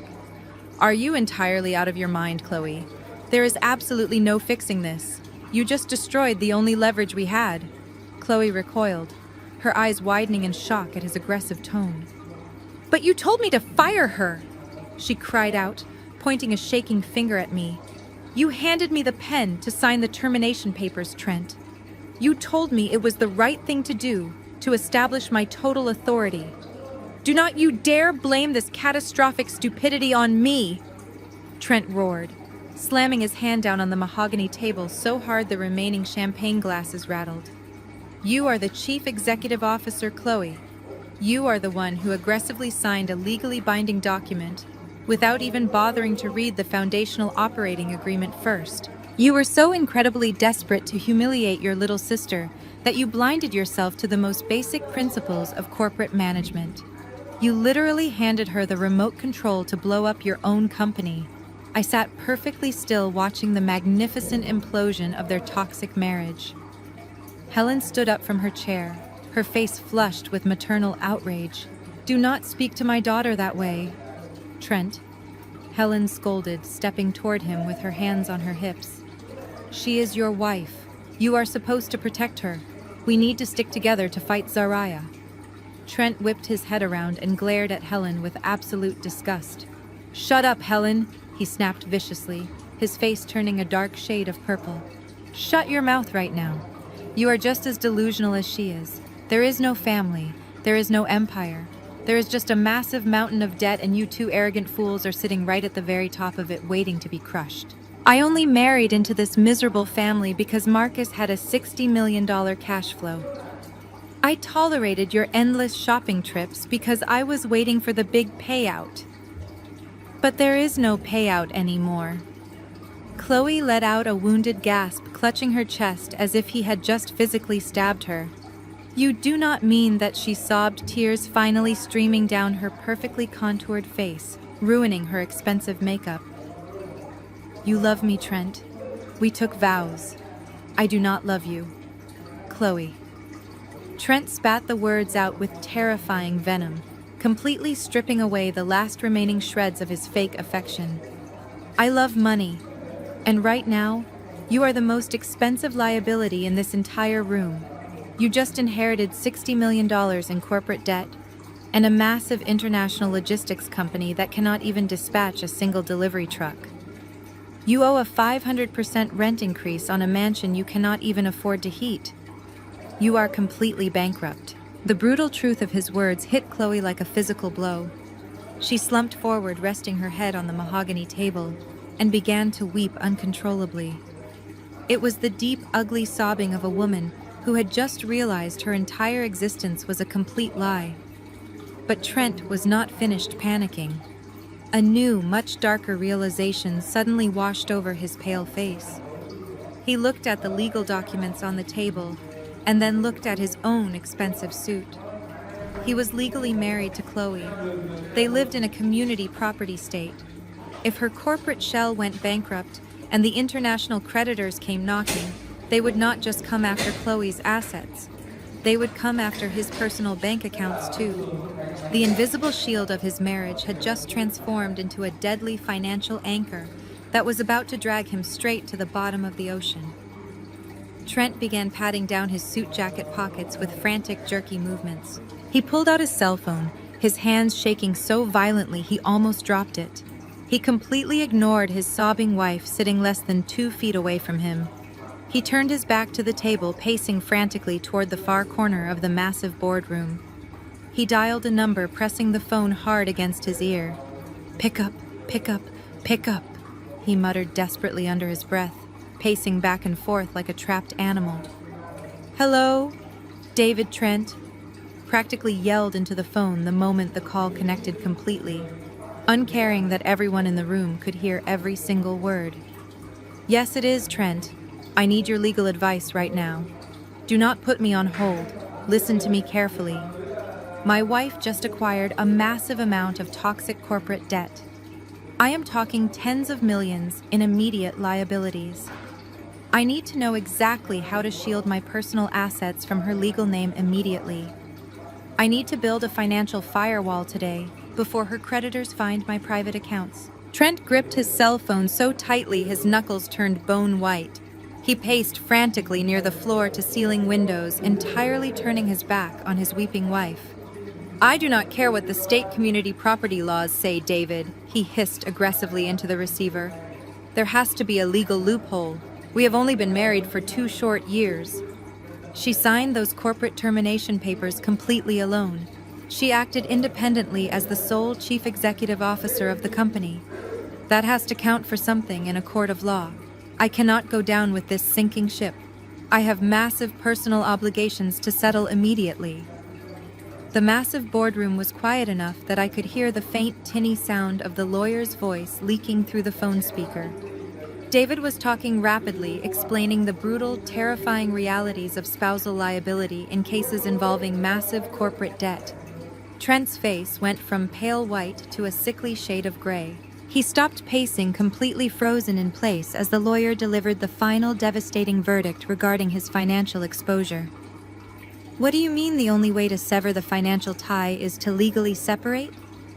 Trent asked, his voice suddenly dropping into a hollow, panicked whisper. You are telling me I have to file the paperwork today to protect myself from her creditors? Fine. Draw up the divorce papers right now. I want emergency filings submitted to the judge before the courthouse closes. Cite whatever you have to cite. Irreconcilable differences. Fraud. Gross financial negligence.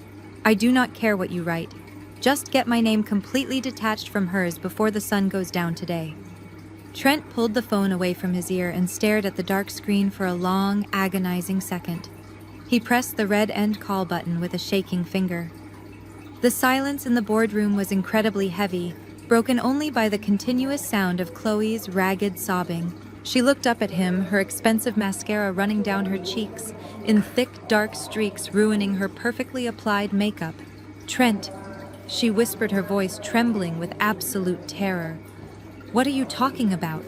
Who were you just talking to? What did you just tell David to file at the courthouse? Trent slowly turned around to face her. The frantic panic that had consumed him just a few minutes ago was entirely gone, replaced by a cold, calculating cruelty.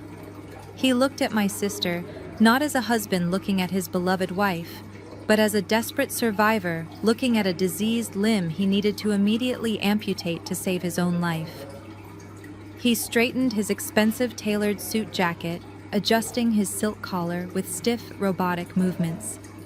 I am filing for divorce, Chloe Trent announced, his voice completely devoid of any emotion or warmth.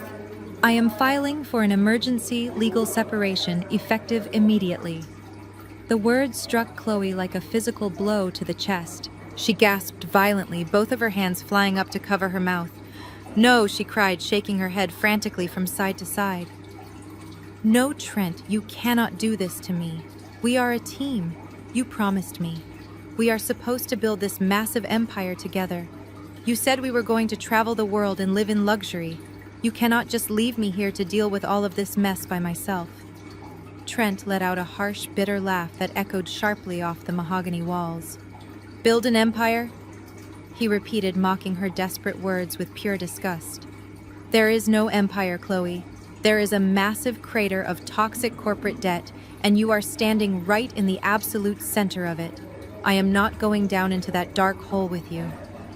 I have $15 million in personal underground liabilities to worry about, and I cannot afford to be legally shackled to a woman who just bankrupted a global logistics company in less than 10 minutes because she wanted to act like a boss. Helen scrambled out of her leather chair, her face twisted in fierce maternal outrage. You absolute coward, Helen screamed, pointing a shaking manicured finger directly at Trent. You married my daughter. You took holy vows before God. You pushed her to sign those termination papers, and now you are abandoning her when things get tough. You are a disgusting piece of garbage. Trent did not even blink at the insult. Shut up, Helen, he snapped viciously, walking back toward the center of the room. You and your spoiled, incompetent daughter played right into Zariah's hands because you were both too incredibly arrogant and lazy to read the fine print of the operating agreement. I am not paying the ultimate price for your sheer stupidity. As of this exact moment, I am entirely legally severing myself from this pathetic, toxic family. Chloe is completely on her own. She can figure out how to pay the 500% rent increase on that giant mansion all by herself. I am packing my bags and leaving the state tonight before the syndicates find me. Trent reached down and grabbed his expensive leather briefcase from the floor next to his chair. He turned his body toward the heavy mahogany doors, eager to escape the suffocating room and the catastrophic mess he had helped create. Chloe leaped out of her chair, her designer heels stumbling clumsily against the plush carpet. She lunged forward desperately, grabbing onto the sleeve of his tailored suit jacket. Trent, please, she begged, her voice cracking into a pathetic, high-pitched wail. Please do not leave me alone. I will fix it. I will talk to Zariah. I will beg her to reverse the lockdown. Just stay with me, Trent. I need you. I love you so much. Let go of me. Trent snarled, his face twisting into a terrifying mask of pure revulsion. He forcefully yanked his arm backward, trying to break her desperate grip. But Chloe held on tighter, digging her long acrylic fingernails into the expensive fabric of his suit, refusing to let her completely fabricated reality shatter. Trent raised his arm and violently shoved her backward with all of his strength. The physical force of his push sent Chloe stumbling backward across the room. Her high heels gave out from beneath her, and she collapsed onto the floor, landing hard on her knees, right in the middle of the shredded corporate contracts and the pieces of the $10,000 check. She did not try to get back up. She stayed there on her knees, looking up at the man she truly thought was her perfect, wealthy savior. Her chest heaved with violent, uncontrollable sobs. She reached one trembling hand out toward him, silently begging for him to show just one single ounce of mercy. "I told you not to touch me," Trent spat, adjusting his wrinkled sleeve and glaring down at her. "You are absolutely pathetic. Enjoy your bankruptcy." He turned his back on her, completely ignoring her heart-wrenching cries, and stormed out of the boardroom. The heavy mahogany doors slammed shut behind him with a loud, echoing boom, sealing her fate entirely. The room was dead silent again, save for the pathetic sound of my sister weeping on the floor. Helen rushed to Chloe's side, dropping to her knees and wrapping her arms tightly around her sobbing daughter. Helen glared up at me, her eyes full of venom and bitter blame, as if I were the one who had just physically pushed her golden child to the ground. But I did not care about Helen's misdirected anger. I looked down at Chloe, the beautiful golden child who had spent her entire life stepping on my neck to elevate herself. She was kneeling in a pile of shredded paper stripped of her fake corporate titles abandoned by her opportunistic husband and completely buried in insurmountable debt. I stood up from my chair, looking down at my sister with absolute clarity. "He did not love you, Chloe," I said, my voice perfectly calm, cutting through her frantic sobbing. "He loved Dad's money. And now you do not have either." I did not wait for my sister to formulate a response to the brutal truth. I simply picked up my encrypted laptop, slid it back into my black leather tote bag, and walked out of the executive suite. The heavy mahogany doors closed behind me, shutting out the pathetic sounds of her weeping and Helen's loud, useless comforting. The corporate lobby was in absolute chaos as I rode the elevator down to the ground floor. Employees were scrambling frantically, trying to understand why their computers had suddenly locked them out of the global network. I walked right past the security desk with my head held high. The same armed guards who had threatened to arrest me earlier this morning now completely ignored me, too busy fielding panicked phone calls from the locked-out international distribution centers to even notice my departure. I pushed through the revolving glass doors and stepped out into the crisp afternoon air. I took a deep breath, letting the sweet taste of total victory fill my lungs. But my work for the day was not quite finished. I got into my car and drove directly toward the affluent suburbs where the massive family estate was located. This mansion was the ultimate symbol of Chloe's golden child status. It was the place where she was endlessly praised, where her bad behavior was constantly rewarded, and where I was treated like an invisible servant. While I drove, I used my secure mobile hotspot to access the smart home security system of the estate. My father had insisted on top-of-the-line automation, and I was the one who had programmed the administrative backend. With a few quick taps on my screen, I completely wiped Chloe's biometric access data. I deactivated her key fobs, disabled her personalized gate codes, turned off the perimeter security cameras that she controlled, and electronically locked down every single exterior door. The physical keys she carried in her expensive designer purse were now absolutely useless. By the time I pulled my car through the towering wrought iron gates, the entire property was entirely under my strict digital control. I parked my sedan in the circular driveway and made a quick phone call to the local police precinct. I informed the dispatcher that I was the legal owner of the property and that I was expecting a hostile individual to arrive shortly who had previously demonstrated highly erratic behavior.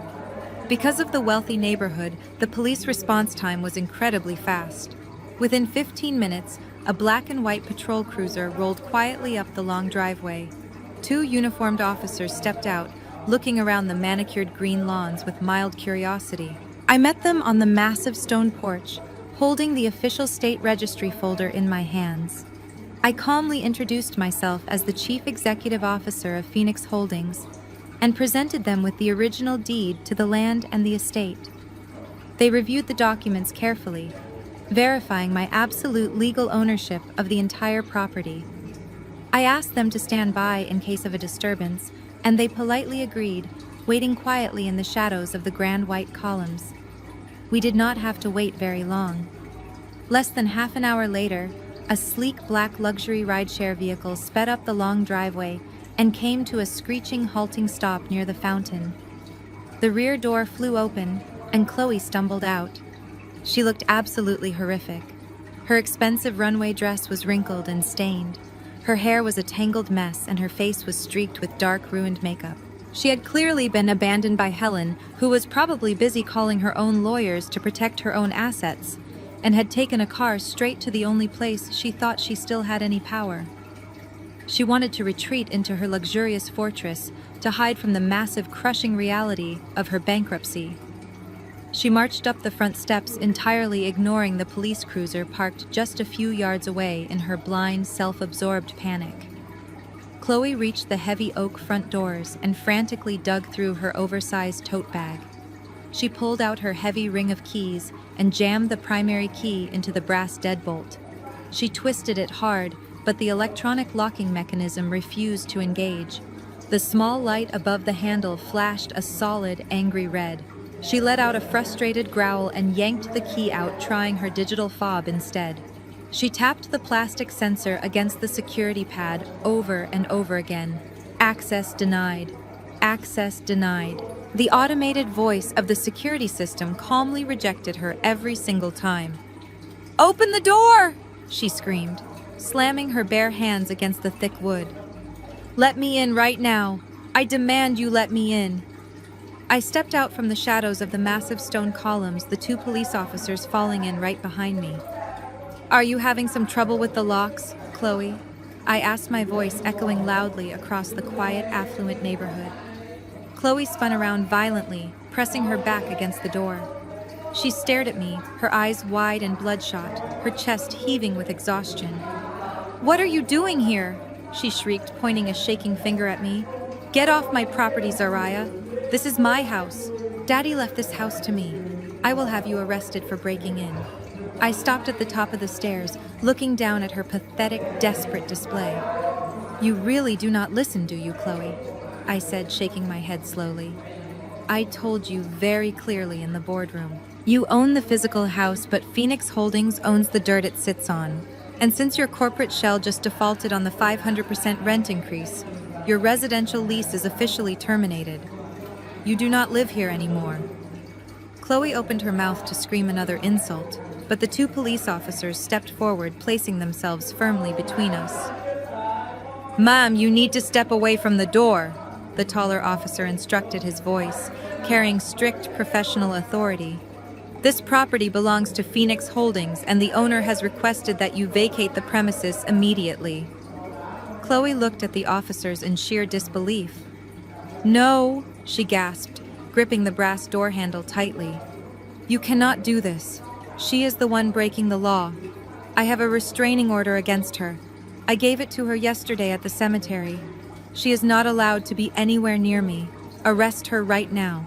I smiled a genuine warm smile, reaching into the inside pocket of my crimson suit jacket. I pulled out the exact same folded piece of white paper she had aggressively shoved into my chest just 24 hours ago. I unfolded the restraining order and calmly handed it directly to the taller police officer. "You are absolutely right, Chloe," I said, my voice dripping with cold satisfaction. "You do have a restraining order that prevents me from coming within 500 feet of you." I looked at the officer and gestured toward my trembling sister. "Officers, this woman is actively violating a court order by trespassing on my private property." The taller officer looked down at the piece of paper in his hand and then back up at my sister. He read the specific stipulations printed clearly on the court document, taking his time to process the legal jargon. The text explicitly stated that the two of us were legally mandated to remain 500 feet apart at all times to prevent any further emotional distress. The officer then looked down at the official state property deed I had provided him earlier. The legal reality of the situation immediately clicked into place in his mind. "Mom," he said, turning to face Chloe with a stern, uncompromising expression. "This document clearly states that you filed a restraining order against Zariah. However, since Zariah is the verified legal owner of this entire estate, and you are currently standing on her front porch, you are the individual actively violating the boundaries of the court order. You are legally required to vacate this property right now." Chloe stared at the police officer, as if he had just started speaking an entirely different language. She shook her head violently, her tangled blonde hair whipping around her tear-stained face. "No, you are not listening to me," she screamed, her voice shrill and desperate, echoing loudly off the stone pillars. "This is my house. My father left this house to me. Look at the primary will. Call my lawyer immediately. She is playing some kind of twisted illegal trick on me. She does not own anything. I am the eldest daughter, and I am the only one who belongs here." The second officer stepped forward, resting his hand casually on his utility belt, a clear warning for her to calm down. "Mom, we have already reviewed the verified property deeds." He explained, his voice perfectly calm, but carrying an absolute finality. "Phoenix Holdings owns this estate, and this woman is the legal representative of that company. You do not have a valid residential lease to be here. We are not going to argue about complex probate law on the front porch. You need to turn around, walk back to your hired car, and leave the premises immediately. If you refuse to leave, we will be forced to physically remove you for criminal trespassing and violating your own civil order." The sheer impossibility of the situation finally crashed down onto Chloe's shoulders. Just 72 hours ago, she had stood inside this exact same foyer, wearing a designer dress, while her entitled husband laughed and handed me a pathetic $10,000 check to disappear. She had ordered me out of my own childhood home into the freezing rain while my father was not even in the ground yet. She had felt so incredibly powerful. Now the universe had brutally snapped the scales of justice back into perfect alignment. She was the one standing in the cold, begging for a place to stay, while I stood firmly in the warm, golden light of the doorway, completely untouchable. "I am not leaving," Chloe shrieked, stomping her expensive designer heel against the stone porch like a spoiled toddler throwing a massive tantrum. "You cannot make me leave my own house. I will call the mayor. I know the chief of police. I play tennis with his wife at the country club every single weekend. You two are going to lose your jobs for disrespecting me like this." The taller officer sighed heavily, clearly losing his patience with her absurd sense of entitlement. He reached out and firmly grasped her upper arm, attempting to guide her away from the heavy oak door. "Let us go, ma'am," he ordered. "You have been given a lawful command to vacate the property. Do not touch me." Chloe completely lost her mind. She violently yanked her arm away from the officer, her heavy, oversized designer tote bag swinging wildly and striking the second officer squarely in the chest. She began thrashing and screaming at the top of her lungs, completely abandoning any remaining shred of her fake high society dignity. "This is my house. You are ruining my life, Zariah. I hate you. I hate you so much. Give me back my company right now." Her piercing screams echoed loudly across the quiet, manicured lawns of the affluent neighborhood. Across the street, the heavy mahogany front door of the Jenkins residence slowly opened. Mrs. Jenkins, a wealthy socialite who frequently attended Chloe's lavish dinner parties, stepped out onto her porch, pulling her cashmere cardigan tight around her shoulders. Next door, the retired cardiovascular surgeon stopped watering his perfectly trimmed rose bushes and stared openly at the chaotic scene unfolding in my driveway. Chloe suddenly realized she had an audience. She stopped thrashing for a fraction of a second, her wide, panicked eyes darting toward the neighboring houses. The people she had spent her entire adult life desperately trying to impress were now standing on their pristine lawns, watching her behave like an absolute lunatic. She was being publicly humiliated in front of the exact same elite country club peers she considered her true equals. But instead of calming down, the intense public shame pushed her completely over the edge. She let out a guttural, animalistic scream and lunged forward, trying to push past the officers to physically attack me. She swung her arms wildly, her long acrylic nails aiming right for my face. I did not even flinch. I just stood perfectly still on my porch and watched the inevitable consequences of her actions finally catch up to her. The officers moved with practiced speed and absolute efficiency. They grabbed both of her flailing arms, twisting her around and forcing her face down against the cold, hard hood of their black and white patrol cruiser. Chloe kicked her legs wildly, her designer dress riding up her thighs as she sobbed and screamed incoherently. The sharp, metallic clicking sound of heavy steel handcuffs ratcheting shut around her wrists echoed clearly over her pathetic wailing. "You are under arrest for assaulting a police officer, trespassing and resisting arrest," the taller officer announced, completely unbothered by her continuous screaming. He pushed her head down firmly and guided her into the back seat of the police cruiser, slamming the heavy metal door shut. Her muffled cries could still be heard through the thick safety glass, but she was finally entirely contained. The officer walked back up to the porch, handing me his business card. "Sorry for the disturbance, Mom," he said, tipping his hat respectfully. "We will process her down at the main precinct. You have a quiet evening." "Thank you, officers," I replied smoothly. "I appreciate your swift assistance." I stood on the stone porch and watched the patrol cruiser slowly back out of my driveway, its red and blue lights flashing silently against the encroaching twilight. The neighbors lingered for a few more moments, whispering eagerly to each other, before quietly retreating back into their massive, expensive homes. The entire neighborhood would be talking about the spectacular downfall of the golden child by tomorrow morning. Her reputation was as completely destroyed as her bank account. I turned around and walked back inside the grand foyer, closing the heavy oak front door and locking it securely behind me. The house was completely silent.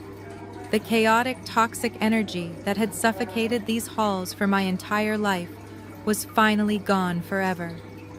I walked slowly past the grand staircase and stepped into my father's private study.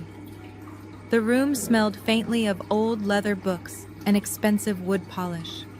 I walked over to the antique mahogany liquor cabinet sitting in the corner. Sitting right on top of the polished wood was the exact same heavy crystal glass Trent had used on night 1 to celebrate my midnight eviction. I picked up the heavy crystal, feeling its cool, solid weight in my hand. I reached for the vintage bottle of my father's most expensive bourbon, the very same bottle Trent had arrogantly poured from. I poured a generous measure of the dark amber liquid, watching it swirl smoothly against the intricate cuts of the crystal glass. I raised the glass in a silent toast to the empty room, taking a slow, quiet sip and letting the warm, satisfying burn slide down my throat. 3 months passed since that quiet toast in my father's study. The bitter chill of winter had melted into a bright, promising spring. I was sitting behind the massive mahogany desk in the executive suite of Phoenix Holdings, looking out through the floor-to-ceiling glass windows at the sprawling city skyline. The transition had been brutal but incredibly necessary. I had completely dissolved the toxic corporate shell my sister inherited and seamlessly integrated the physical logistics fleet directly into my holding company. I reinstated every single employee who had been wrongfully terminated during Chloe's 10-minute reign of terror. I gave the warehouse managers substantial raises and upgraded our global tracking software to handle new massive international accounts. The company was not just surviving, it was thriving with record-breaking quarterly profits. The boardroom was no longer a place of arrogant hostility. It was filled with loyal, brilliant minds who actually understood the grueling work required to build an empire. I had finally built the legacy my father always knew I could, without any of the dead weight dragging me down. That dead weight was currently being crushed under the heavy, unyielding wheels of the federal justice system. Trent's grand escape plan had failed miserably. Richard Vance had made good on every single one of his threats. He unleashed a small army of ruthless corporate attorneys who immediately filed massive civil fraud lawsuits against Trent, freezing his bank accounts and seizing his passport before he could flee the country. But the civil courts were the absolute least of his problems. The Federal Bureau of Investigation had opened a massive criminal inquiry into his unauthorized attempt to liquidate $60 million of corporate assets across state lines. He was currently under federal indictment, facing multiple charges of wire fraud, attempted embezzlement, and corporate espionage, carrying a maximum sentence of 20 years in a federal penitentiary. And even worse, the underground gambling syndicates had managed to track him down to a cheap rental apartment before the feds brought him in. Rumor had it that Trent showed up to his first federal court hearing with a broken jaw and 2 fractured ribs. He was completely ruined, stripped of his tailored suits and his arrogant white privilege, locked in a concrete cell where his manipulation tactics were completely useless. My sister had not fared much better. The magnificent golden child, who had spent her entire life demanding luxury and looking down on everyone else, was now living in a run-down motel right off the interstate highway. Without Trent's income and burdened by the massive debt from her catastrophic breach of contract, Chloe was completely destitute. The luxury mansion had been formally repossessed by Phoenix Holdings, and her designer wardrobe had been sold off piece by piece just to pay her mounting legal fees. Her wealthy country club friends, the people she valued above her own blood, had entirely abandoned her the second her bank accounts hit zero. My cell phone vibrated on the polished mahogany desk, pulling me away from my quarterly financial reports. The caller identification displayed a restricted number. I knew exactly who it was. I let it ring until it went to voicemail. A minute later, the notification popped up. I tapped the screen and put the audio on speaker. Chloe's voice filled the quiet executive office. She was sobbing uncontrollably, the sound raw and incredibly desperate. "Zariah, please," she begged, her voice trembling violently. "Please pick up the phone. I have absolutely nothing left. The motel manager is kicking me out tomorrow morning because my credit card declined. The room smells like mold and I am so cold. I have not eaten a real meal in 2 days. Nobody will answer my calls. Please, Zariah. I know we had our differences, but we are still sisters. I am so sorry for everything. Just loan me $5,000, even $2,000. I will pay you back, I swear. Please do not leave me out here to die." I listened to the entire 2-minute voicemail, staring at the glowing screen of my phone. A year ago, hearing my sister cry like that would have broken my heart. I would have rushed to rescue her. But now I felt absolutely nothing. No anger, no pity, just a profound sense of quiet peace. She was not apologizing for her cruelty. She was apologizing because she had finally run out of victims to manipulate. I reached out and tapped the red trash can icon, permanently deleting the voicemail. Then I opened my settings and permanently blocked the restricted number. Total, absolute no contact. She was no longer my problem. Just as I set my phone back down, the intercom on my desk buzzed loudly. It was my executive assistant. "Miss Zariah," she said, her voice laced with obvious tension. "Your stepmother Helen is down in the main lobby. She is causing quite a scene and demanding to speak with you immediately. She bypassed the security turnstiles and is screaming that it is a matter of life and death." I leaned back in my chair, smoothing down the lapels of my tailored navy suit. "Send her up to the executive reception area," I instructed calmly. "And please have Marcus from security meet her there immediately." I walked out of my office and stepped into the plush reception area just as the elevator doors slid open. Helen practically fell out of the elevator. She looked terrible.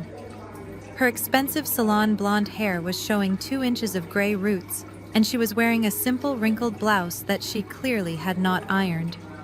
She rushed toward me, reaching out to grab my arms, but Marcus, the large security guard who had been forced to escort me out of the building 3 months ago, quickly stepped between us, blocking her path. Helen recoiled, her hands clasped together in a desperate, pleading gesture. "Zariah, thank God," she cried out, tears welling in her eyes. "You have to help us. Chloe is practically living on the streets. You have to give her a job or a loan. You won the war. You proved your point and you took the entire company. Now please show some grace and help your family." I looked at the woman who had stood in the boardroom and cheered while my sister tried to throw me out onto the street without a severance package. I looked at the woman who had called me on the phone and ordered me to bow down to an entitled parasite who was actively stealing my father's legacy. "You do not have a family here, Helen," I said, my voice cold and hard as steel. "You gambled everything on the wrong child and you lost." I looked at Marcus, who gave me a firm nod of respect. "Marcus," I said clearly, "this woman is trespassing on corporate property. Please escort her out of the building right now, and if she ever comes back, call the police." Helen gasped, her face turning bright red with outrage and humiliation as Marcus firmly grabbed her arm. "You cannot do this," she shrieked, struggling against his strong grip. "I am your father's wife. You owe me respect." I turned my back on her, walking slowly back toward my massive corner office. "I do not owe you anything," I called over my shoulder, as her desperate screaming was completely muffled by the heavy closing elevator doors. I walked back down the long corridor toward my corner office. The heavy silence that settled over the executive floor was entirely different from the oppressive tension that used to choke these hallways. It was a clean, peaceful silence, the kind of quiet that only comes after a massive, violent storm has finally broken and the air is left completely clear. I passed by the glass-walled conference rooms where my newly appointed logistics directors were busy holding productive strategy meetings. There were no more raised voices. There were no more arrogant threats or whispered insults. The people sitting in those rooms were there because of their brilliant minds and their dedication to the company, not because they married into the right family or threw the loudest tantrums. They looked up as I walked past, offering genuine, respectful smiles. I nodded back, feeling a deep sense of pride swell in my chest. This was what a real corporate empire was supposed to look like. I stepped inside my office and softly closed the heavy wooden door behind me. The late afternoon sun was beginning its slow descent, casting a warm, golden glow across the room. I walked over to the massive mahogany desk that used to belong to my father and slowly lowered myself into the heavy leather chief executive officer chair. It fit me perfectly. I swiveled the chair around to face the massive floor-to-ceiling windows. Before me, the sprawling Boston skyline stretched out in every direction. The tall glass skyscrapers caught the fading sunlight, reflecting brilliant shades of amber and deep purple. Down below in the busy streets, I could just barely make out the distant shape of one of our company delivery trucks navigating through the heavy city traffic. That single truck was a tiny piece of the massive global network that I had fought so incredibly hard to protect. I sat there in the quiet warmth of the office and allowed myself a moment of absolute vulnerability. The truth was that dismantling my own family had not been a joyful experience. Despite the cold satisfaction of watching my sister and her arrogant husband completely destroy themselves, there was still a deep, lingering ache in my chest. It was the heavy grief of mourning a family I never actually had. I spent my entire life desperately hoping that one day my sister would finally look at me with genuine respect. I hoped my stepmother would eventually show me an ounce of real maternal warmth. I hoped we could all sit around a Thanksgiving dinner table without the bitter taste of jealousy and toxic competition ruining the meal. But that version of my family was nothing but a complete fantasy. The people I shared a bloodline with were never going to change. They were emotional vampires who viewed my success as a personal insult and my hard work as an endless resource for them to exploit. Accepting that brutal reality was the hardest thing I had ever done. Cutting them out of my life permanently felt like amputating a limb without any anesthesia. It was agonizing and bloody, and it left a permanent scar. But I also knew with absolute certainty that if I had not severed those ties, the infection of their endless greed would have eventually killed me. They would have drained my bank accounts, destroyed my career, and left me with absolutely nothing. I had to choose between my own survival and their toxic comfort. I chose myself. I chose my future. I chose to protect the hundreds of innocent employees who relied on this company to feed their families. I traded the miserable illusion of family loyalty for the absolute reality of my own hard-earned peace. I looked down at the smooth, polished wood of the mahogany desk, running my fingertips over the intricate grain. My father was a complicated man.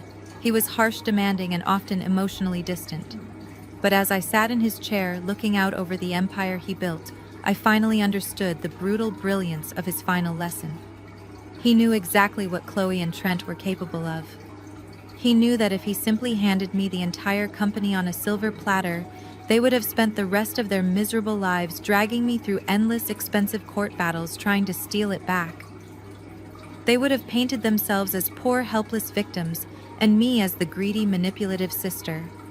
So instead of giving me the keys to the kingdom, he gave Chloe the keys to a completely empty shell. He gave them exactly enough rope to hang themselves. My father forced me to be the one to pull the trigger.